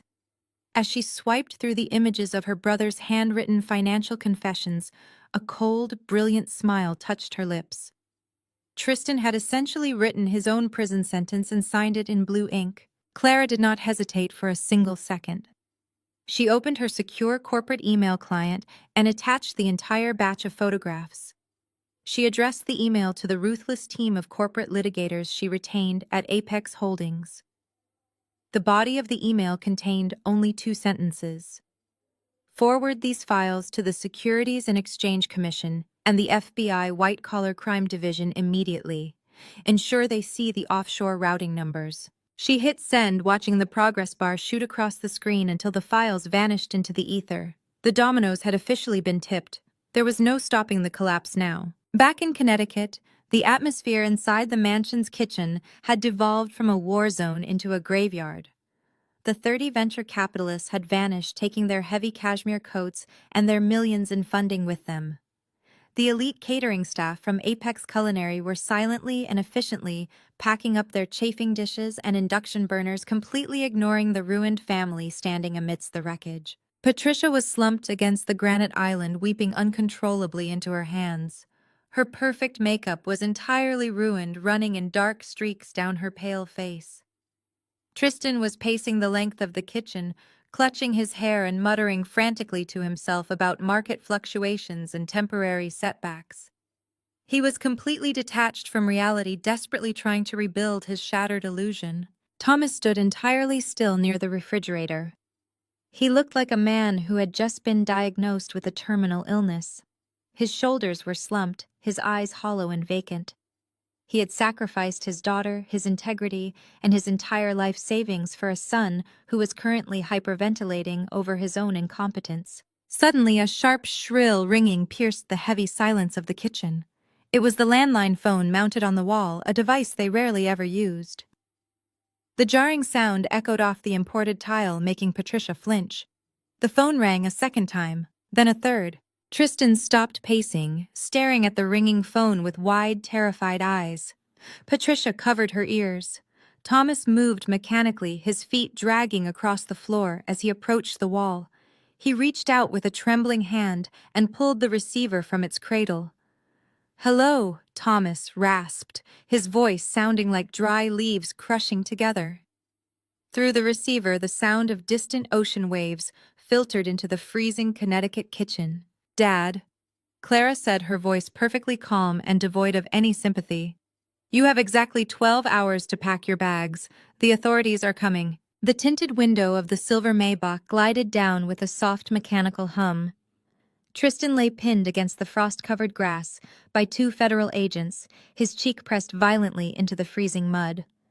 He twisted his neck, straining to see the luxury vehicle that had just blocked his only escape route. The flashing red and blue lights of the government SUVs reflected off the Maybach's polished exterior, casting eerie shadows across the manicured lawn. The heavy rear door swung open. A pristine white stiletto stepped out onto the snowy driveway, followed by another. Clara emerged into the freezing morning air. She was wearing a flawlessly tailored white power suit that radiated absolute untouchable authority. The crisp, immaculate fabric stood in stark contrast to the muddy, disheveled reality her family was currently wallowing in. For years they had treated her like the hired help, forcing her to wear generic aprons and scrub their baseboards while they flaunted their ill-gotten wealth. Now she looked down at them with the calm, calculating grace of an executioner. Two men stepped out of the Maybach's front doors. They wore sharp charcoal suits and carried thick leather briefcases. They moved with predatory efficiency, flanking Clara immediately to form an impenetrable human shield of legal firepower. Patricia, who had just been threatening to strike a federal agent with her ruined Chanel handbag, suddenly stopped. Her eyes darted from the flashing lights to the lawyers and finally landed on her daughter. The gears in Patricia's frantic, panicked mind violently ground together. She remembered the elite catering staff from the night before. Apex Culinary. Clara was the owner. Clara had money. Patricia shoved past the federal agents, completely ignoring her son's desperate, pathetic pleas from the muddy grass. She slipped on a patch of black ice, but caught her balance, scrambling toward Clara like a feral animal. "Clara, you have to help us!" Patricia screamed, her voice cracking with pure hysteria. "You have money. You own that catering company. Save your brother. Pay them whatever they want." Clara did not flinch. She did not raise her voice. As her mother lunged forward, extending her manicured claws, Clara simply took a smooth, measured step to the side. Patricia stumbled past her, grasping at empty air and barely catching herself on the hood of the Maybach. Clara adjusted the cuffs of her white blazer, keeping her gaze fixed on the woman who had made her life a living hell. "Bail is set at $2 million. Mom," Clara said, her voice dangerously sweet and perfectly level. "Maybe you should sell the house." Patricia whipped around her face, pale and streaked with mascara. Clara held her mother's gaze, letting the freezing silence stretch out over the driveway before delivering the final fatal blow. "Oh, wait, you cannot. It is mine." Patricia froze. The words seemed to bypass her cognitive processing entirely. "What are you talking about?" Patricia gasped, her chest heaving as she gripped the frozen metal of the car. "This is our home." "Not anymore," Clara replied, gesturing to the lawyer standing on her right. My holding company Apex Holdings purchased your defaulted mortgages 3 months ago. You have ignored every single foreclosure notice sent to this address because you thought your precious golden boy was going to bail you out with stolen investor capital. The deed transferred entirely to my name at exactly midnight. You are currently trespassing on my private property. From the grass, Tristan began to thrash against the federal agents. He screamed Clara's name, calling her a traitor, a thief, and a liar. His arrogant facade was completely obliterated, leaving behind nothing but a cowardly grifter realizing his con was finally over. The agents simply hauled him to his feet effortlessly, subduing his frantic movements. They read him his Miranda rights in a bored, monotone voice as they shoved his head down and forced him into the back of a black government SUV. The heavy door slammed shut, severing the golden boy from his fabricated empire forever. Patricia collapsed against the side of the Maybach, hyperventilating. The aggressive entitlement completely drained from her body, replaced by a suffocating, paralyzing terror. She looked to her husband for salvation. Thomas stepped forward. He had watched the entire exchange in stunned, absolute silence. He saw the federal agents processing the scene, securing the perimeter of the estate. He saw the cold, calculated look of triumph in Clara's eyes. He realized instantly that aggression and entitlement would not work here. Clara held every single card. She controlled the narrative, the money, and the property. Thomas took a deep breath, forcibly relaxing his rigid posture. He composed his face into a mask of gentle, paternal concern. He walked slowly toward Clara, holding his empty hands up in a gesture of peaceful surrender. He adopted the soft, warm tone he used to use when she was a little girl, the exact tone he had weaponized for decades to keep her compliant and eager for his approval. "Clara, sweetheart," Thomas said, his voice trembling with manufactured sorrow. "Please, we are family. Family forgives." Clara stared at the man who had spent 30 years teaching her that her only value was in her subservience. She did not blink. She did not soften. The flashing red and blue lights from the federal vehicles cast harsh, rapid shadows across her father's desperate face. He stood there in the freezing snow, trying to weaponize the very concept of family he had spent decades destroying. "Do not call me sweetheart," Clara said, her voice slicing through the freezing morning air like a surgical scalpel. "And do not dare invoke the word family. You lost the right to use that word the day you decided I was nothing more than an indentured servant in your own home." Thomas took a hesitant step back, his hands dropping heavily to his sides. The mask of the benevolent patriarch completely slipped, revealing the terrified old man beneath. "Clara, please," he stammered, abandoning the fatherly warmth for naked pleading. "You are angry. You have every right to be angry. We made mistakes. We were just trying to do what was best for the family legacy." "Mistakes?" Clara repeated, letting out a sharp, humorless laugh that echoed off the stone facade of the mansion. "A mistake is forgetting a birthday, Thomas. What you did was systematic financial abuse. You drained my college fund the morning I turned 18. $30,000 I saved by scrubbing dishes at the local diner, working double shifts while going to high school. You took every single cent to bail out Tristan's first failed startup. You told me it was a mandatory family investment. You told me I was being selfish for wanting an education when my brother was destined to change the world. You looked me dead in the eyes and said a woman's true value was in supporting the men of her household." Patricia let out a muffled sob from her position slumped against the Maybach. She clutched the polished silver door handle as if the expensive vehicle could somehow protect her from the reality of the situation. Clara completely ignored her, keeping her piercing gaze locked entirely on her father. Then came the loans. Clara continued stepping closer, forcing Thomas to retreat another step into the muddy frost. "Patricia forged my signature to fund Tristan's lavish honeymoon in Bora Bora. Do not pretend you did not know. You notarized the secondary documents. You stood right beside her and watched her ruin my credit score before I was even old enough to rent my own apartment. I spent 5 years fighting off aggressive collection agencies because you decided Tristan's luxury vacation was more important than my financial independence. You thought keeping me broke would keep me trapped in your kitchen, cooking your meals and playing the dutiful, quiet daughter forever. Clara, you must understand. Thomas pleaded, his voice cracking as his breath plumed in the freezing air. We were under immense pressure. We were just trying to maintain our position in the community. We thought Tristan would succeed and pay it all back with interest. We thought we were protecting him. You were protecting a parasite, Clara snapped, stepping directly into his personal space. Her crisp white suit practically glowed against the gray morning, a physical manifestation of the power dynamic shifting permanently. You treated me like dirt while you worshipped a cowardly con artist. You constantly belittled my catering business because it required actual physical labor. You called me the help. You made me serve hors d'oeuvres to your country club friends and told them I was just an independent contractor so you would not be embarrassed by my presence. You drained everything from me to feed his insatiable ego. You built this entire pathetic illusion by standing on my back. In the background, the heavy door of a federal SUV slammed shut. Tristan's frantic screaming was finally silenced behind thick bulletproof glass.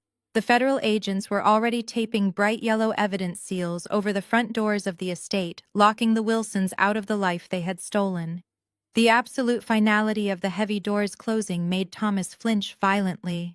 He looked toward the black vehicle, realizing his entire legacy was currently sitting in the back of a police transport, wearing a ruined cashmere sweater. Clara tilted her head, studying the broken man before her. She watched the realization wash over him that there was no way out. There were no more lies to spin, no more funds to steal, no more golden boys to protect. Remember when I had pneumonia at 22 and you refused to pay for my medication because Tristan needed new golf clubs for a networking event? Clara asked, her tone dropping to a dangerous, quiet whisper. I was coughing up blood in the guest bathroom because you refused to let me sleep in the main house and risk infecting your precious son. I came to your study and begged you for $80 to pay for my antibiotic prescription. Thomas swallowed hard, his eyes darting wildly toward the ground. He remembered. The shameful memory was carved perfectly into his terrified expression. You told me you did not have the cash, Clara said, her words falling like rhythmic hammer strikes. But 10 minutes later, I watched you write a check for $2,000 to buy Tristan custom titanium clubs. He needed them to impress an angel investor, you said. You looked at me sick and struggling to breathe, and you told me only strong people survive in this world. Clara took one final step forward, closing the distance until she was inches from his face. She stood tall, her posture impeccable, radiating absolute victory. Well, Dad, look who survived. Thomas opened his mouth, but no sound came out. His jaw worked uselessly. He looked at the vast, sprawling estate, the perfectly manicured lawns, the imported stone driveway. Everything he had built was a mirage funded by fraud and stolen from the women he deemed beneath his respect. And now the daughter he had treated like a peasant owned the very ground he was standing on.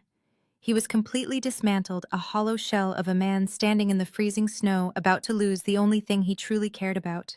The lead attorney standing to Clara's right stepped forward with practiced, seamless precision. He did not introduce himself. He did not offer a polite greeting. He simply pulled a silver pen from his breast pocket and held out a thick leather clipboard. The document attached to the board bore the official embossed seal of Apex Holdings. Sign the final relinquishment of tenancy or you will be arrested for trespassing. Thomas stared at the silver pen in the lawyer's outstretched hand. His fingers trembled violently as he reached for it. The heavy leather clipboard felt like an anvil. He looked at the bold black letters, declaring the immediate relinquishment of the property. There was no negotiation. There was no grace period. Clara had orchestrated a hostile takeover of his entire existence. With a sickening feeling of absolute defeat, Thomas dragged the pen across the dotted line. The ink bled slightly into the thick paper, sealing his ruin. The lead attorney snatched the clipboard back without a single word of acknowledgement. He turned briskly, returning to Clara's side. Thomas let his hand drop to his side, a hollow shell of a patriarch standing in the freezing mud of a driveway he no longer owned. The sharp crunch of boots against packed snow broke the heavy morning silence. Nia emerged from the shadows of the detached garage. She moved with a slow, deliberate cadence, her breath pluming in the frigid air. Her designer coat was pulled tight against the wind, but her posture was rigid and unbothered. She did not spare a single glance for Patricia, who was still weeping against the luxury sedan, or Thomas, who was staring blankly at the ground. Nia's eyes were locked entirely on the black government SUV idling near the estate's wrought iron gates. Inside the back of this police cruiser, Tristan was pressed against the reinforced glass. His face was pale and smeared with mud from his pathetic attempt to escape across the lawn. When he spotted his wife, his eyes widened with a sudden desperate surge of hope. He began pounding his cuffed hands against the window. The federal agent standing guard near the vehicle frowned but reached for the controls, rolling the rear window down a mere 2 inches. It was just enough space to permit a final exchange. Tristan shouted, his voice muffled and frantic. "Thank God you are here. Listen to me carefully. Call the firm. Call my lead defense attorney. Tell them this is a massive misunderstanding. The SEC is overstepping. I need you to liquidate the emergency funds and post my bail. Help me get out of here." He was still playing the victim. Even sitting in the back of a federal transport vehicle facing decades in prison, Tristan firmly believed he was the smartest man in the room. He expected his wife to clean up his mess, just as his parents had done for his entire life. Nia stood perfectly still, letting the freezing wind whip her hair across her face. She did not show a shred of pity. She did not cry. Instead, she reached into her sleek leather tote bag and produced a thick manila folder. She stepped forward and slid the heavy envelope through the narrow 2-inch gap in the window. It landed squarely on Tristan's bound wrists. "What is this?" Tristan stammered, staring down at the paperwork.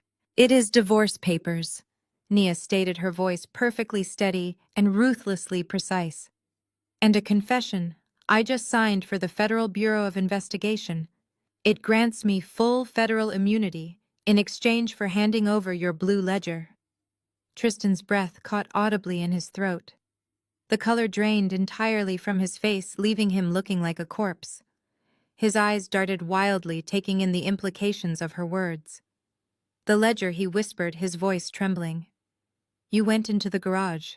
You left it shoved in the back of the glove compartment of the Mercedes," Nia replied, a cold, brilliant smile finally touching her lips.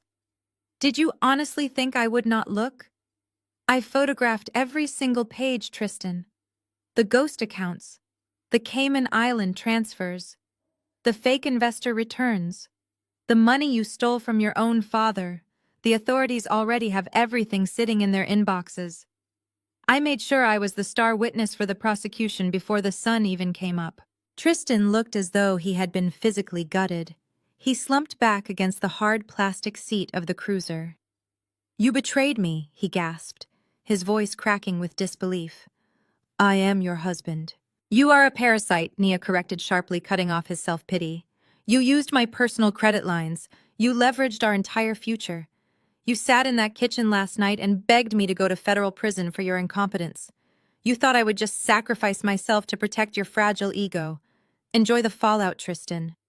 I am taking my life back." Nia stepped away from the SUV, turning her back on him completely. She walked back up the driveway and stopped a few feet away from Clara. The two women shared a long, silent look. For years, Patricia and Thomas had pitted them against each other. They had weaponized Clara's status as the scapegoat and Nia's status as the outsider, forcing them into a constant toxic competition for the family's approval. Now, standing in the wreckage of the Wilson Empire, there was no warmth between them, but there was an undeniable, profound mutual respect. They were the only two people who had seen the reality of the situation and acted ruthlessly to survive it. Clara adjusted the cuffs of her immaculate white blazer. She looked at Nia's sharp, calculating demeanor, recognizing the exact brand of survival instinct she possessed herself. "Apex Holdings is expanding rapidly," Clara said, her tone strictly business, cutting through the morning frost. "My company needs a new chief financial officer. I need someone who actually knows how to spot a fraud, and more importantly, someone who is not afraid to burn a sinking ship to the ground to protect her assets. Are you interested?" Nia looked at the foreclosed mansion, then at the weeping parents, and finally back to Clara. A genuine, dangerous smile spread across her face. "I would be honored," Naya replied. "Send me the contract by noon." From the back of the police cruiser, a sudden, violent sound shattered the conversation. Tristan began to thrash uncontrollably against his restraints. The realization that he had lost absolutely everything, his money, his wife, his family, and his freedom, finally destroyed his fragile reality. "You cannot do this to me!" Tristan screamed, his voice tearing raw against the freezing air. He slammed his head against the reinforced glass, his eyes wide and completely unhinged. "I did it all for you, Nia. Everything I stole to give you the life you deserved. I built this empire for us." Clara turned slowly back toward the SUV. She reached into the pocket of her tailored suit and pulled out a small silver flash drive. She held it up between her fingers, letting the flashing red and blue police lights catch its metallic surface. "Did you?"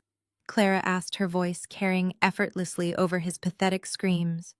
"Because this encrypted drive from your offshore accounts says you did it for someone named Amber." Clara did not wait for Tristan to formulate another pathetic excuse from the back of the police cruiser. She lowered the flash drive and pulled her smartphone from her tailored blazer pocket. Her thumb moved with deliberate precision across the glass screen. She tapped a single audio file synced directly from the offshore data cache she had acquired. She turned the speaker volume to maximum and held the device up in the freezing morning air. The silence of the snowy estate was instantly shattered by the arrogant, unmistakable voice of Tristan Caldwell. "Listen to me very carefully." Marcus Tristan's recorded voice sneered through the speaker, dripping with insufferable entitlement. "Amber wants the penthouse suite in South Beach with the wraparound balcony. I do not care if the asking price is $1.5 million. I am wiring the cash directly by the end of the business day." A pause followed in the recording, filled only by the faint sound of ice clinking against a crystal glass. Then Tristan's voice returned, carrying a sickening, arrogant chuckle. "Yes, all of it in cash." The recording continued. "I just liquidated the last of my parents' entire 401k and their primary retirement annuities. The old fools signed the general power of attorney over to me 3 years ago to manage their portfolio. They literally handed me the keys to the vault. Just push the paperwork through. Amber is 22. She is an influencer. She needs the closet space for her brand deals. Just close the damn escrow and send me the deed." Clara pressed the screen, stopping the playback. The silence that slammed back down onto the driveway was heavy enough to crush bone. Inside the black government SUV, Tristan had gone entirely still. His face was pressed against the reinforced window, his eyes wide with absolute paralyzing terror. He looked like a cornered rat who had just realized the trap had snapped completely shut. Patricia let out a sound that barely resembled human noise. It was a guttural, jagged wheeze born of pure psychological agony. The physical shock of the revelation instantly severed the remaining strength in her legs. She slid down the side of the silver Maybach, her knees hitting the icy concrete, with a brutal, audible crack that tore the fabric of her expensive designer slacks. She did not even flinch. Her entire reality had just been atomized. For 30 years she had worshipped Tristan. She had excused his cruelty, funded his extravagance, and actively participated in the emotional destruction of her own daughter just to keep him elevated on a pedestal of absolute perfection. She had genuinely believed that every illegal loan, every forged signature, and every stolen dollar was an investment in her son's brilliant future. Now the sickening truth ripped through her delusions. Her perfect golden boy had not just stolen from nameless venture capitalists or wealthy strangers. He had deliberately, mercilessly robbed his own parents blind. He had drained their life savings, their security, and their future to purchase a $1 million love nest for a 22-year-old Instagram model. He had let his loyal wife take the agonizing financial risks, and he had let his parents take the fall. "He took everything," Patricia gasped, her voice barely a whisper as she stared blankly at the frost-covered ground. "My retirement, the accounts. He took it all for a child. He left us with nothing." Nia stood a few feet away, her posture rigid and her face hardened into a mask of pure, unadulterated disgust.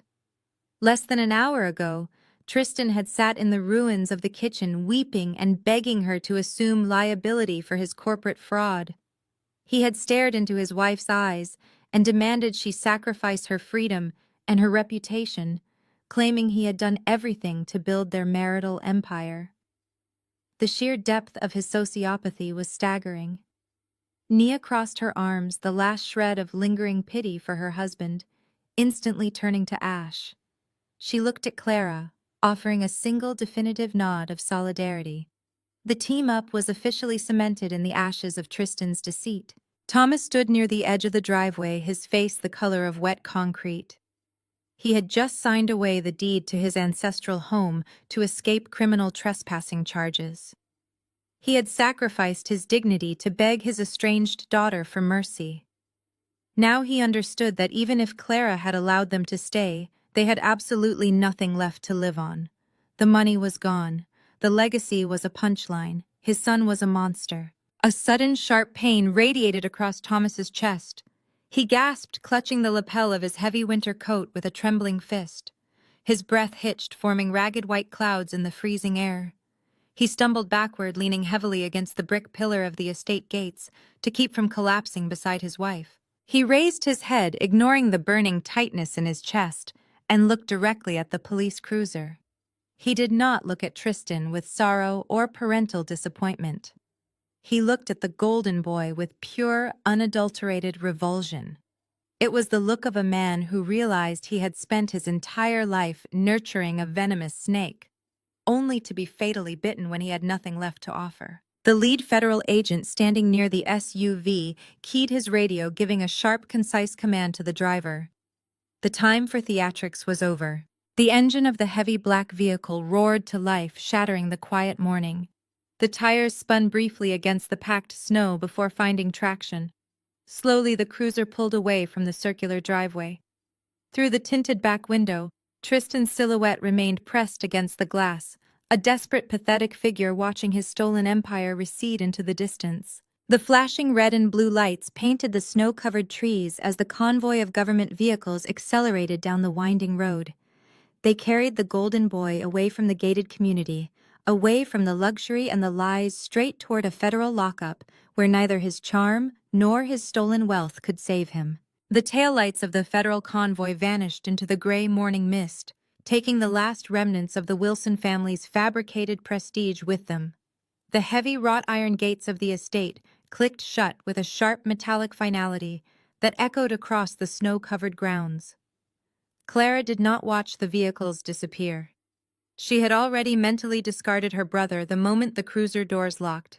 She pivoted on her pristine white stilettos, turning her attention back to the driveway. Thomas and Patricia stood exactly where Tristan had left them. They looked small, fragile, and utterly pathetic. The biting Connecticut wind whipped through the driveway, tearing at their thin, expensive clothing. Patricia was still trembling on the icy concrete, her designer slacks soaked with freezing mud. Thomas stood hunched near the stone pillar, his arms wrapped tightly around his own chest, trying to conserve whatever body heat he had left. The realization that their golden boy had financially gutted them to fund a 22-year-old Instagram model's luxury lifestyle was still radiating through their shattered minds. Clara pulled back the immaculate white cuff of her blazer and glanced at her watch. "It is currently 7:15 in the morning," Clara announced, her voice cutting through the howling wind with absolute authority. "I have a return flight to Maui at noon, and I have absolutely no intention of missing it. You have precisely 1 hour to pack your personal clothes and vacate my property." Thomas blinked rapidly, his frostbitten face contorting in confusion. "Clara, you cannot be serious," he stammered, his teeth audibly chattering.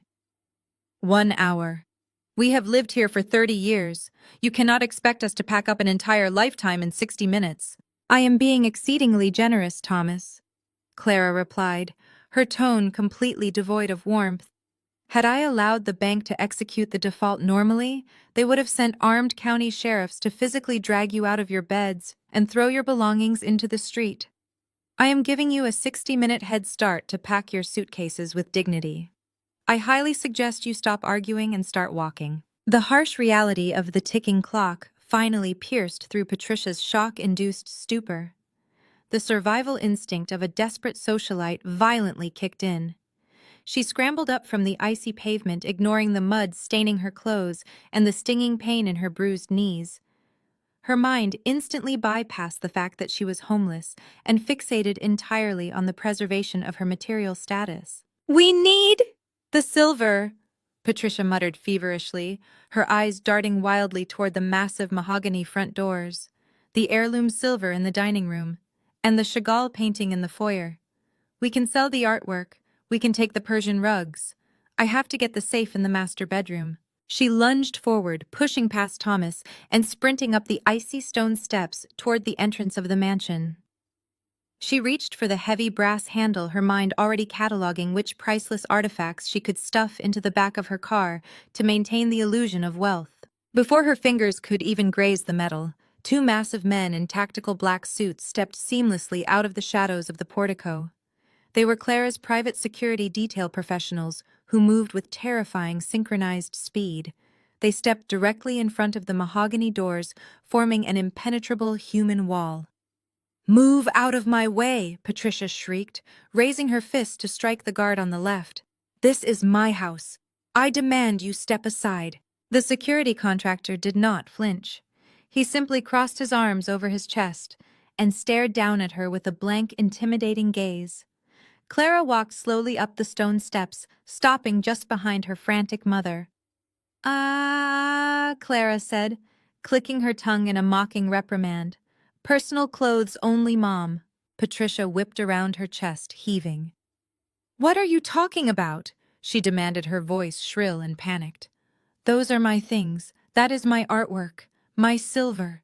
You cannot stop me from taking what belongs to me." "Nothing in this house belongs to you," Clara replied, her voice dropping to a dangerously calm pitch.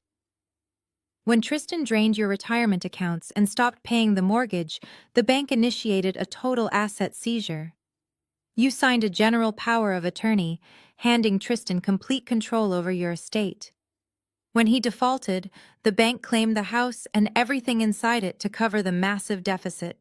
Clara took a step closer, forcing Patricia to back up against the impenetrable wall of security guards. "When Apex Holdings purchased your debt portfolio from the bank, we purchased the entire property as is," Clara explained, articulating every single word so the reality would permanently brand itself into her mother's brain. The Chagall painting in the foyer, the heirloom silver in the dining room, the Persian rugs you are so desperately trying to steal. All of it was included in the foreclosure sale. That belongs to me now.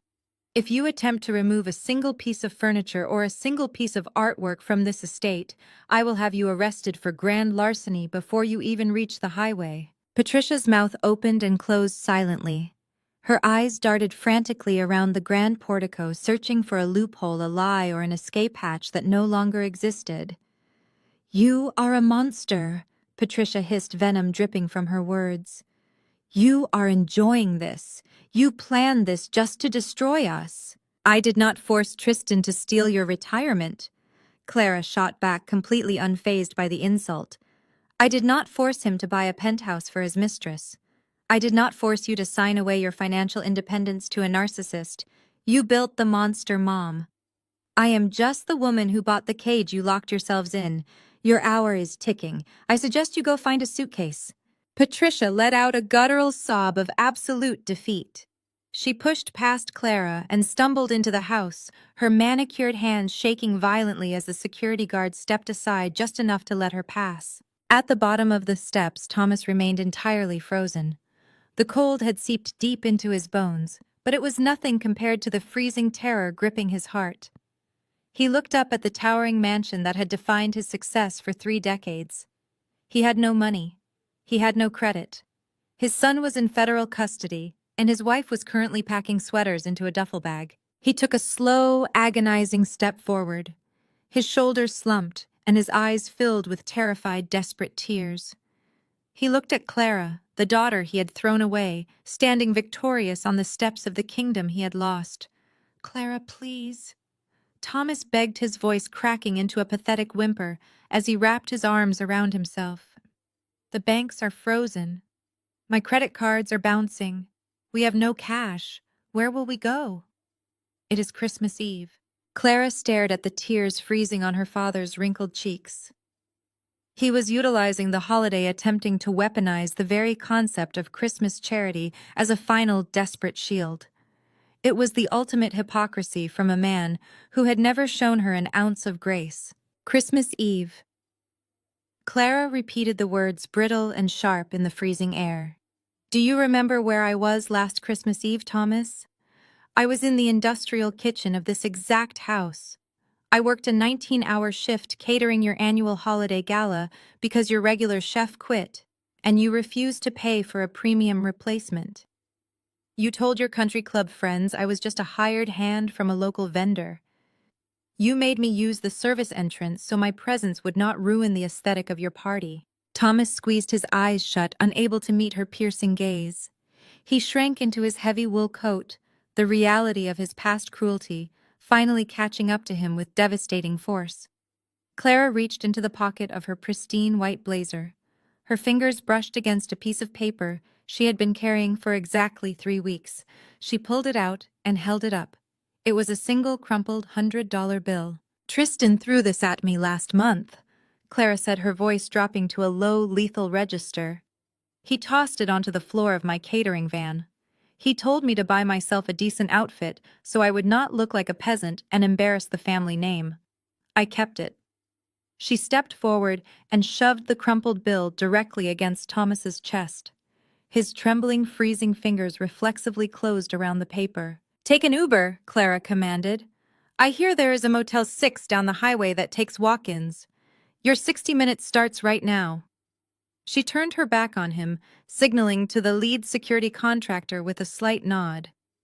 The towering men in tactical suits immediately flanked Thomas, herding the broken patriarch up the stone steps and into the mansion to supervise the exodus. The next hour was a masterclass in psychological dismantling. Clara remained standing on the grand portico, her breath forming steady, rhythmic clouds in the frigid morning air. She did not go inside to gloat. She did not need to. The sounds echoing from the open doorway told the entire story.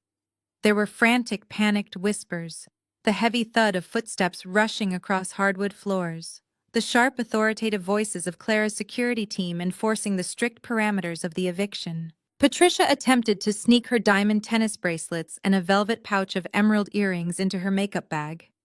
The guards confiscated them, immediately dumping the glittering jewels onto the foyer table like cheap trinkets.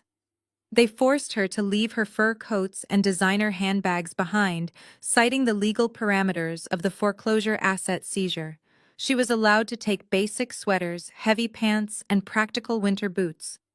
Exactly 58 minutes later, they emerged. Thomas and Patricia walked out of the heavy mahogany doors for the absolute last time.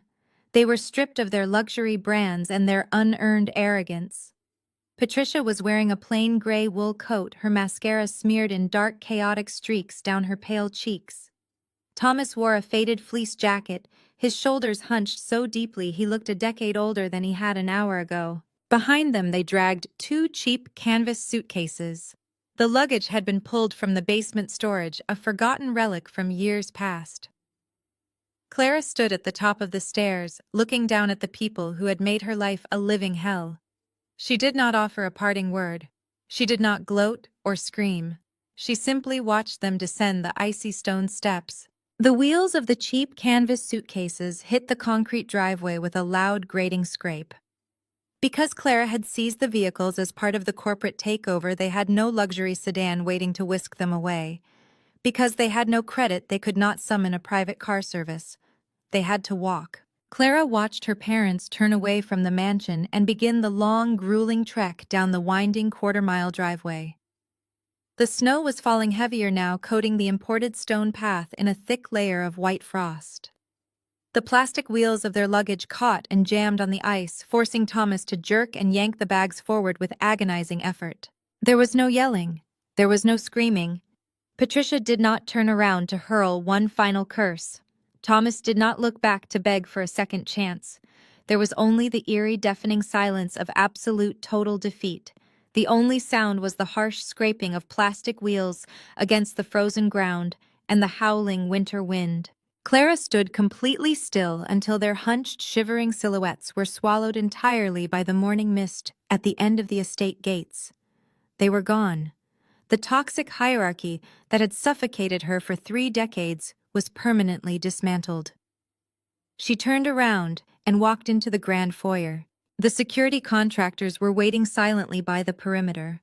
Clara stepped over the threshold and firmly grasped the heavy brass handles of the mahogany doors. She pulled them shut. The deadbolt engaged with a heavy metallic clack that echoed like a gunshot through the cavernous entrance hall. The house was completely silent. It was empty. It was warm, and it belonged entirely to her. Clara let out a slow, measured breath. She untied the belt of her white coat and walked past the priceless Chagall painting hanging in the hallway. She did not spare it a glance. She moved with steady purpose through the massive formal dining room and stepped directly into Thomas's private study. The room still smelled faintly of his expensive cigars and old leather, but the oppressive energy he had always cast over the space was completely eradicated. She walked straight to the custom climate-controlled wine refrigerator built into the mahogany bookshelves. She bypassed the standard bottles and reached for the top shelf.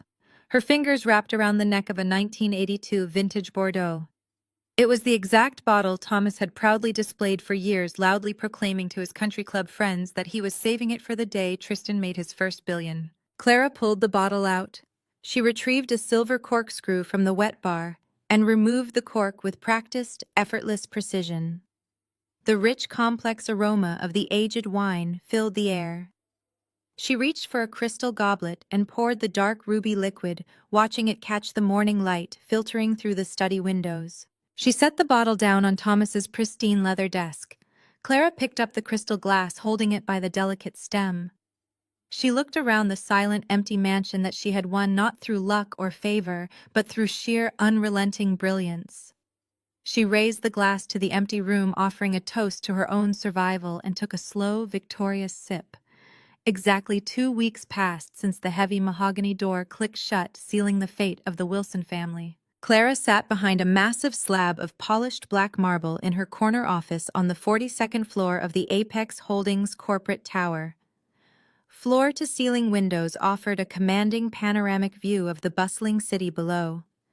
The sleek, minimalist aesthetic of the room reflected the woman she had become, sharp, immaculate, and entirely unyielding. She took a sip of her black coffee, her eyes scanning a digital quarterly report on her monitor. Her executive assistant knocked twice before stepping into the room, placing a single piece of mail on the edge of the marble desk. The envelope stood out immediately against the pristine corporate environment. It was cheap, thin paper, bearing the printed logo of a discount highway motel. The address was written in a shaky, desperate scrawl. Clara picked it up. She did not need a return address to know who sent it. She slid a silver letter opener through the top and unfolded the lined notebook paper inside. The handwriting belonged to Patricia, but the arrogant, elegant calligraphy her mother had spent years perfecting was completely gone. Instead, the letters were jagged and erratic, the physical manifestation of a woman whose reality had collapsed. My darling Clara. The letter began relying on a maternal warmth that had never actually existed. I am begging you to reconsider. Thomas is not well. The stress of the motel, the awful food, the terrible noise, it is aggravating his heart condition. We have absolutely nothing left. Tristan's defense attorneys require a $500,000 retainer just to look at his case, and his bail was denied. We are his parents. We have to help him, but we cannot even afford a decent meal. Please, Clara. You have made your point. You have proven you are successful. Now please find it in your heart to forgive us. We are your family. We need our daughter. Clara stared at the cheap blue ink. She read the words twice, absorbing the sheer staggering magnitude of Patricia's delusion. Even now, living in a roadside motel wearing the same clothes for 14 days, Patricia was still trying to secure funds for Tristan. She was still trying to weaponize Clara's empathy to save the golden boy who had bankrupted them. A profound, icy calmness washed over Clara. The letter triggered a memory, pulling her violently back to a freezing night exactly 10 years ago. She remembered standing on the wraparound porch of the estate, the icy rain soaking through her thin cotton jacket. She was 18 years old. Two heavy black trash bags containing every piece of clothing she owned sat in puddles of muddy water at her feet. Patricia had stood safely inside the dry, warm foyer, holding a crystal glass of expensive Chardonnay. She looked at Clara not with the protective instincts of a mother, but with the cold calculation of an accountant auditing a failing asset. "You are a financial drain on this household, Clara." Patricia had set her voice perfectly steady over the sound of the pouring rain. "Tristan's startup requires our full financial backing. We cannot afford to subsidize your pointless catering hobbies or pay for your community college courses. Besides, Tristan needs your bedroom to serve as his home office. You are an adult now. Figure it out." Patricia had reached forward and closed the door. The deadbolt slid into place with a heavy metallic click. Clara had stood on that porch shivering violently with exactly $30 in her checking account and nowhere to go. She had dragged those trash bags 3 miles in the freezing rain to a 24-hour diner where she begged the manager for a night shift just to stay warm. Patricia had not called the next day. She had not called the next week. She had slept soundly in her mansion while her daughter scrubbed grease off diner griddles to survive.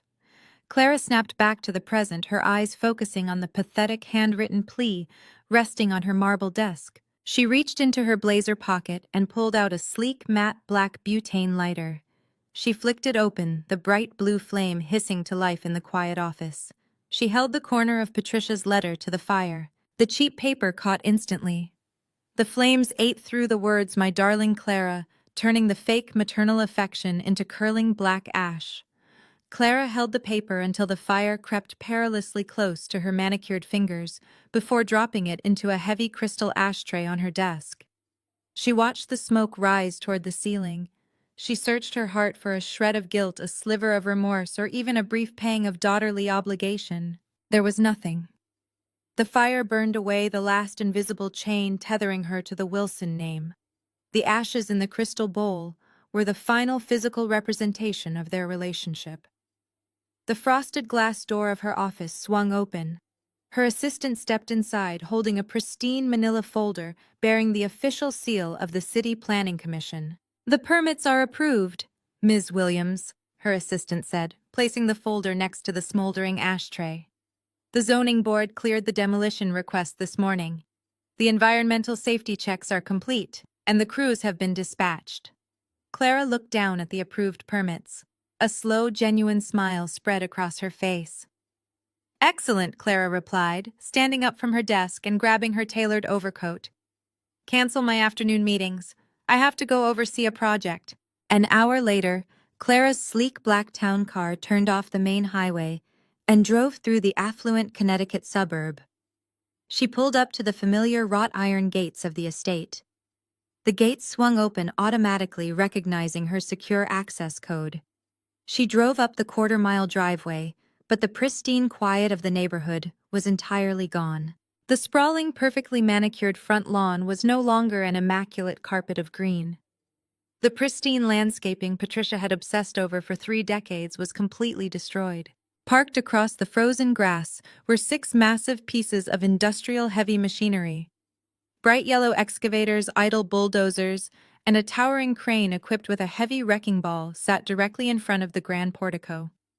A team of demolition contractors in hard hats and high-visibility vests were actively drilling safety barricades into the frozen earth surrounding the mansion. Clara stepped out of her car, pulling her coat tight against the wind. She looked up at the towering brick facade, the grand columns, and the imported slate roof. Thomas and Patricia had spent their entire lives treating this house as a monument to their superiority.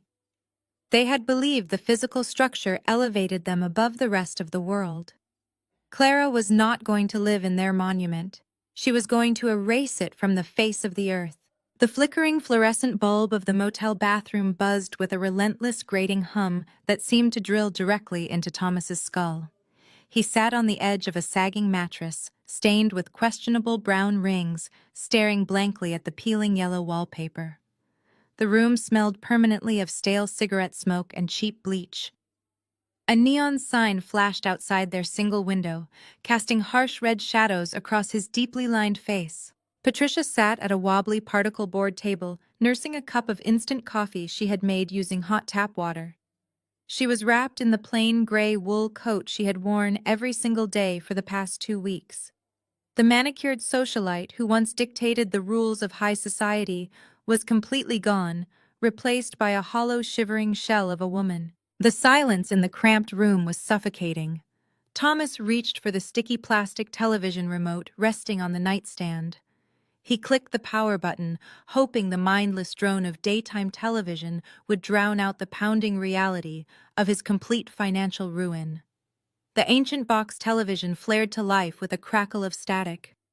The local Channel 8 morning news broadcast filled the small screen. Thomas did not immediately register what he was seeing. The aerial drone footage showed a sprawling property covered in a blanket of pristine white snow. The camera panned down, revealing a grand brick facade, tall colonial columns, and an imported slate roof. It was a property Thomas knew better than the back of his own hand. It was the Wilson estate. Patricia dropped her styrofoam cup. The lukewarm coffee spilled across the cheap table and dripped onto the filthy carpet, but she did not move. Her eyes were locked onto the television screen, wide, with unadulterated horror. A bright yellow excavator ripped its massive steel claw directly through the grand portico. Thomas gasped a sharp, breathless sound as if the machine had struck his own chest. The television volume blared as the local news anchor spoke over the deafening sound of crunching brick and shattering glass. Breaking news this morning out of Fairfield County, where a historic luxury estate is currently being leveled to the ground. The sprawling property formerly owned by the recently disgraced Wilson family was acquired in a private corporate buyout last month. The new owner initiated the demolition at dawn today. The camera cut to ground level. A towering crane swung a heavy wrecking ball backward before releasing it with terrifying momentum. The steel ball smashed directly into the master suite, tearing through the walls and sending a massive plume of gray dust into the winter air. The mahogany doors that Clara had locked just 2 weeks prior were crushed under the treads of a bulldozer, splintering into unrecognizable kindling. "Stop!" Thomas whispered, his hands shaking violently as he clutched the remote. "Stop it!" But the screen offered no mercy. The broadcast cut to a live press conference staged safely behind the temporary barricades. Clara stood at the podium. She looked immaculate. She wore a tailored black trench coat over a stark white turtleneck, projecting an aura of absolute, untouchable power. The chaotic dust and debris rising behind her served only to highlight her perfect composure. She commanded the space with a calm, terrifying authority that Thomas had never possessed. "Miss Williams," a reporter shouted, holding a microphone forward. "The property is valued at nearly $10 million. Tearing it down seems like a massive financial loss. What exactly are your plans for this prime real estate?" Clara adjusted the microphone. Her voice cut through the television speakers, crystal clear and dangerously sharp. "I did not buy this property for the real estate value," Clara announced, staring out at the sea of reporters. "I bought it for the cleansing process." Patricia let out a guttural sob, burying her face in her hands. For 3 decades, this land housed nothing but vanity, arrogance, and financial exploitation. Clara continued her words, driving like nails into the coffin of her parents' legacy. It was a monument built on the backs of exploited workers and sustained by fraudulent wealth. "I am erasing it from the map. As of this morning, I have officially transferred the deed to the entire 4-acre estate to a nonprofit trust." The reporters frantically scribbled in their notepads. "We are breaking ground next month on a state-of-the-art facility," Clara explained smoothly. "It will serve as a comprehensive shelter and professional training center for victims of domestic and financial abuse. Women who have been controlled, manipulated, and stripped of their resources will have a place to rebuild their lives and reclaim their financial independence.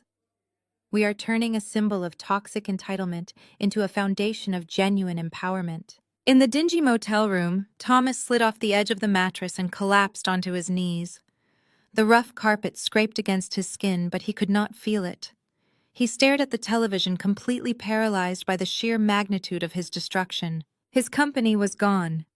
His golden son Tristan was sitting in a federal holding cell facing decades in prison. His bank accounts were seized, and now the ultimate symbol of his pride, the mansion he had used to exert dominance over everyone in his life, was literally turning to dust before his eyes. He had no legacy left. Clara had not just taken his money. She had fundamentally rewritten history. His name would no longer be associated with wealth or success. It would be associated with a shelter built over the ruins of his failures. The daughter he had starved, abused, and thrown into the street had entirely deleted his existence from the world.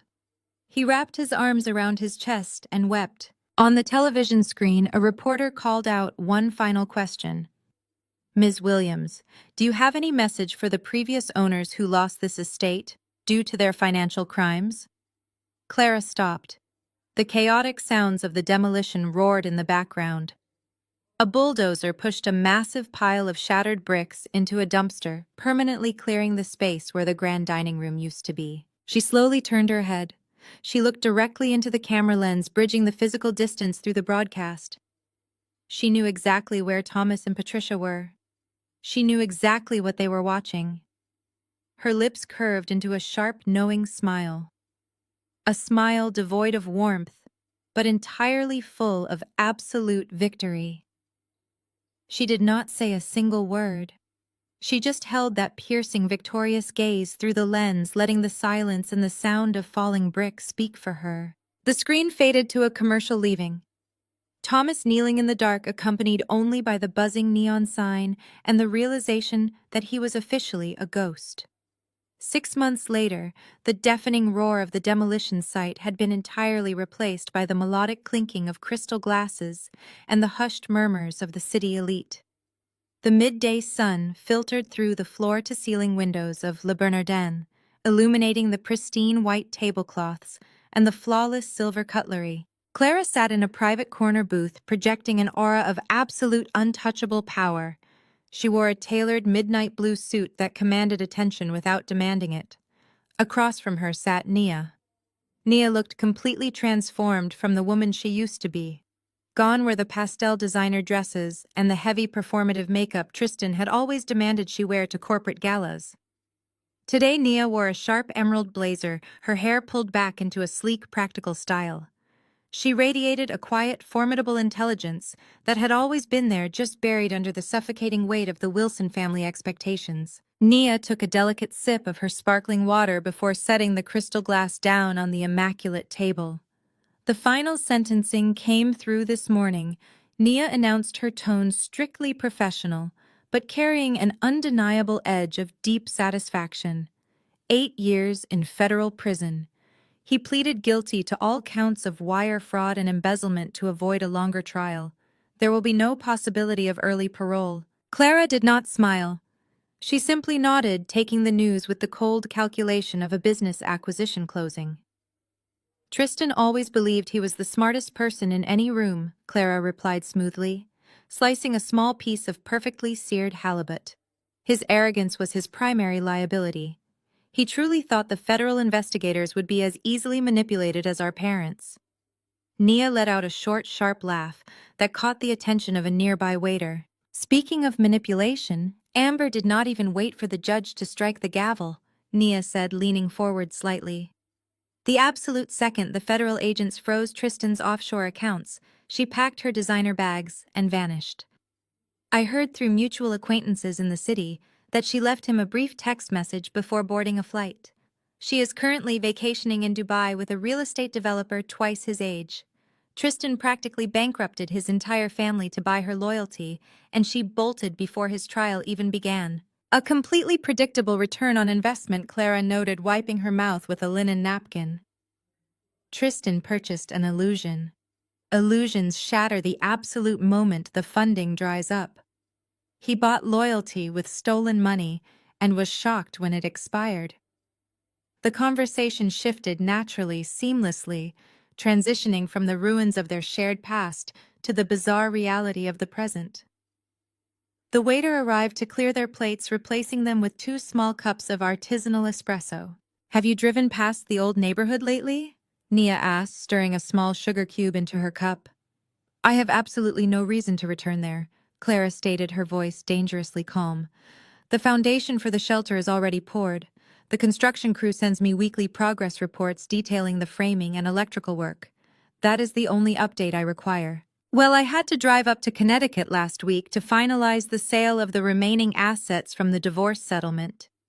Nia said, a slow, disbelieving smile spreading across her face. I stopped at a local diner off the interstate to grab a coffee before the drive back. You will never guess who took my order. Clara raised an eyebrow, mildly intrigued by the sudden shift in Nia's energy. Patricia Nia revealed, her eyes shining with the poetic justice of the situation. She was wearing a brown polyester uniform and a plastic name tag. She is working the cash register, ringing up truck drivers and local construction workers. When she saw me walk in, she actually dropped a stack of laminated menus on the floor. She turned completely pale and tried to hide in the back kitchen, but the shift manager yelled at her to get back to the front counter and wipe down the sticky tables. Clara stopped moving.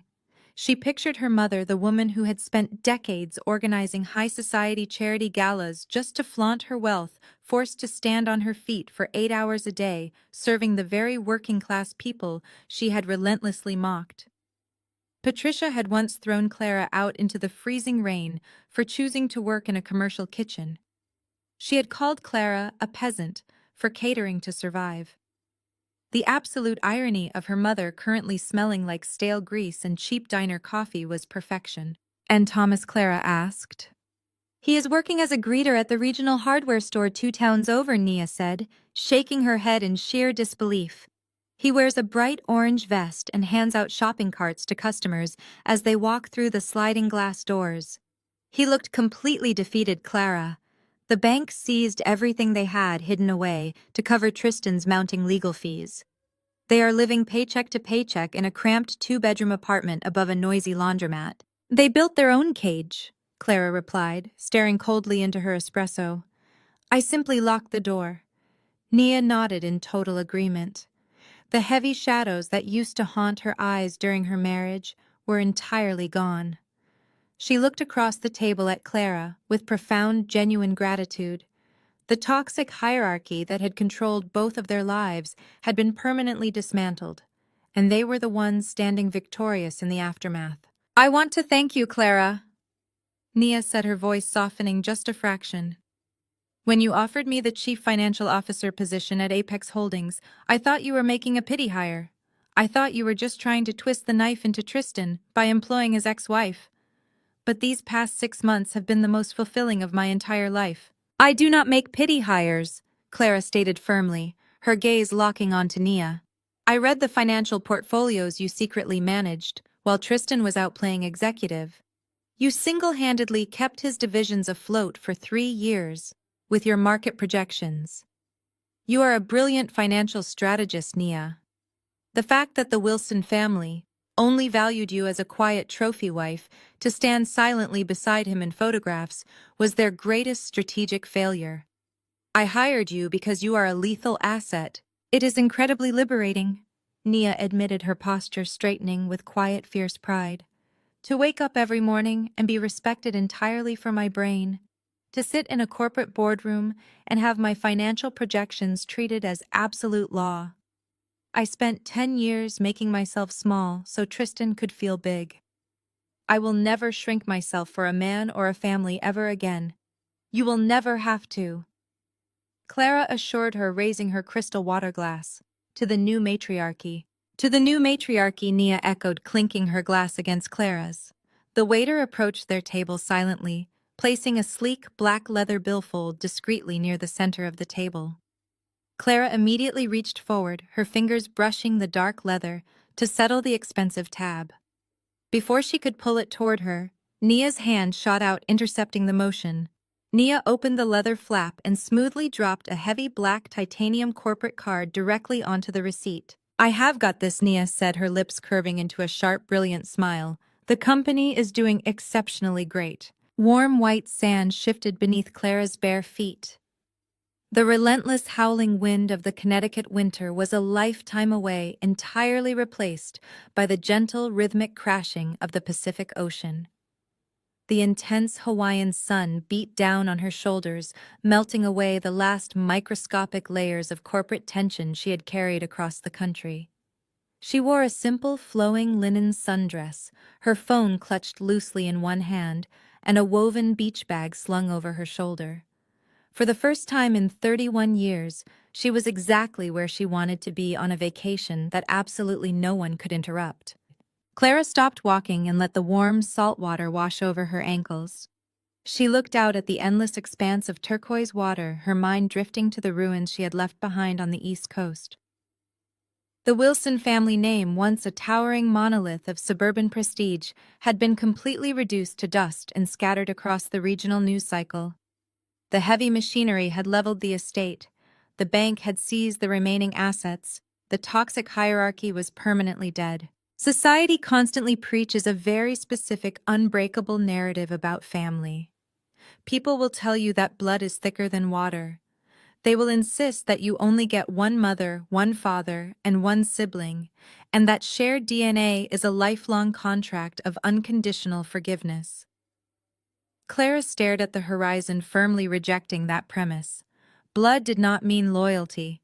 A biological coincidence did not grant anyone an infinite license for chronic psychological and financial abuse. Her parents had wielded the word family like a weapon, using it to demand compliance, silence, and absolute servitude. They had demanded her loyalty while simultaneously starving her of basic affection.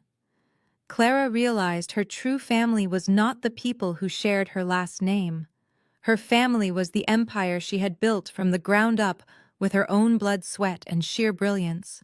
Her family consisted of people like Nia, a woman who had survived the exact same manipulative nightmare and emerged as a fiercely loyal, brilliant partner. Her true family was the profound, untouchable peace she had fought a brutal war to secure. A sharp vibration in her hand broke through the serene sound of the ocean waves. Clara glanced at the screen of her phone. It was an unknown number, originating from out of state. Normally, she would send an unsolicited call directly to voicemail, but her mind immediately went to the construction supervisors breaking ground on the new domestic abuse shelter. She swiped the green icon and lifted the phone to her ear. "You have a collect call from an inmate at a federal penitentiary. Press 1 to accept the charges." A slow, dangerous smile curved across Clara's lips. She pressed the number 1 on her keypad and waited. "Clara." Tristan's voice came through the receiver. He was entirely unrecognizable. The arrogant, booming swagger of the golden boy who used to order expensive champagne on his parents' credit cards was completely eradicated. His voice was thin, reedy, and shaking with unmistakable desperation. "Please do not hang up. I know you hate me, I know I deserve it. But I have absolutely no one else to call." Clara remained completely silent, letting the gentle ocean breeze blow through her hair as she listened to the sound of her brother breaking down. The silence seemed to push Tristan into a full-blown panic. "I have nothing, Clara," he sobbed directly into the receiver, the sound pathetic and hollow. "Amber blocked my number the absolute second the feds froze my accounts.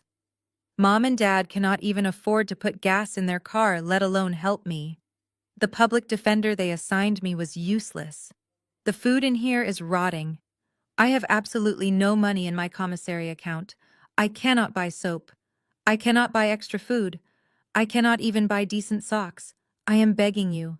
You have so much money now. You bought the company. You bought the house. Just wire a few $100s to my commissary account. Please, Clara. I am your brother." Clara stood completely still, letting the warm ocean water pull the sand out from under her feet. She thought about the catering van. She thought about the freezing rain. She thought about the crumpled $100 bill Tristan had violently thrown at her chest, telling her to buy a decent outfit so she would not look like a peasant and embarrass his pristine reputation. He had treated her like garbage when he was standing on top of the world. Now he was begging for basic soap from a federal prison phone bank. Clara let out a soft, genuine laugh. The sound was bright, melodic, and entirely devoid of pity. "Sorry, Tristan." Clara replied, her voice smooth, articulate, and completely devoid of warmth.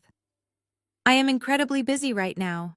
I highly suggest you try asking one of those 30 investors you defrauded. I hear they have excellent financial advice. She did not wait for his response. She pressed the red button, ending the call instantly. With 3 swift taps on the glass screen, she permanently blocked the federal penitentiary's outgoing number. Clara tossed the sleek smartphone directly into her woven beach bag, silencing the last remaining echo of the Wilson family. She turned her face up toward the brilliant Hawaiian sun, feeling the intense heat radiate across her skin. She stepped forward, wading deeper into the crystal-clear, welcoming waters of the Pacific Ocean.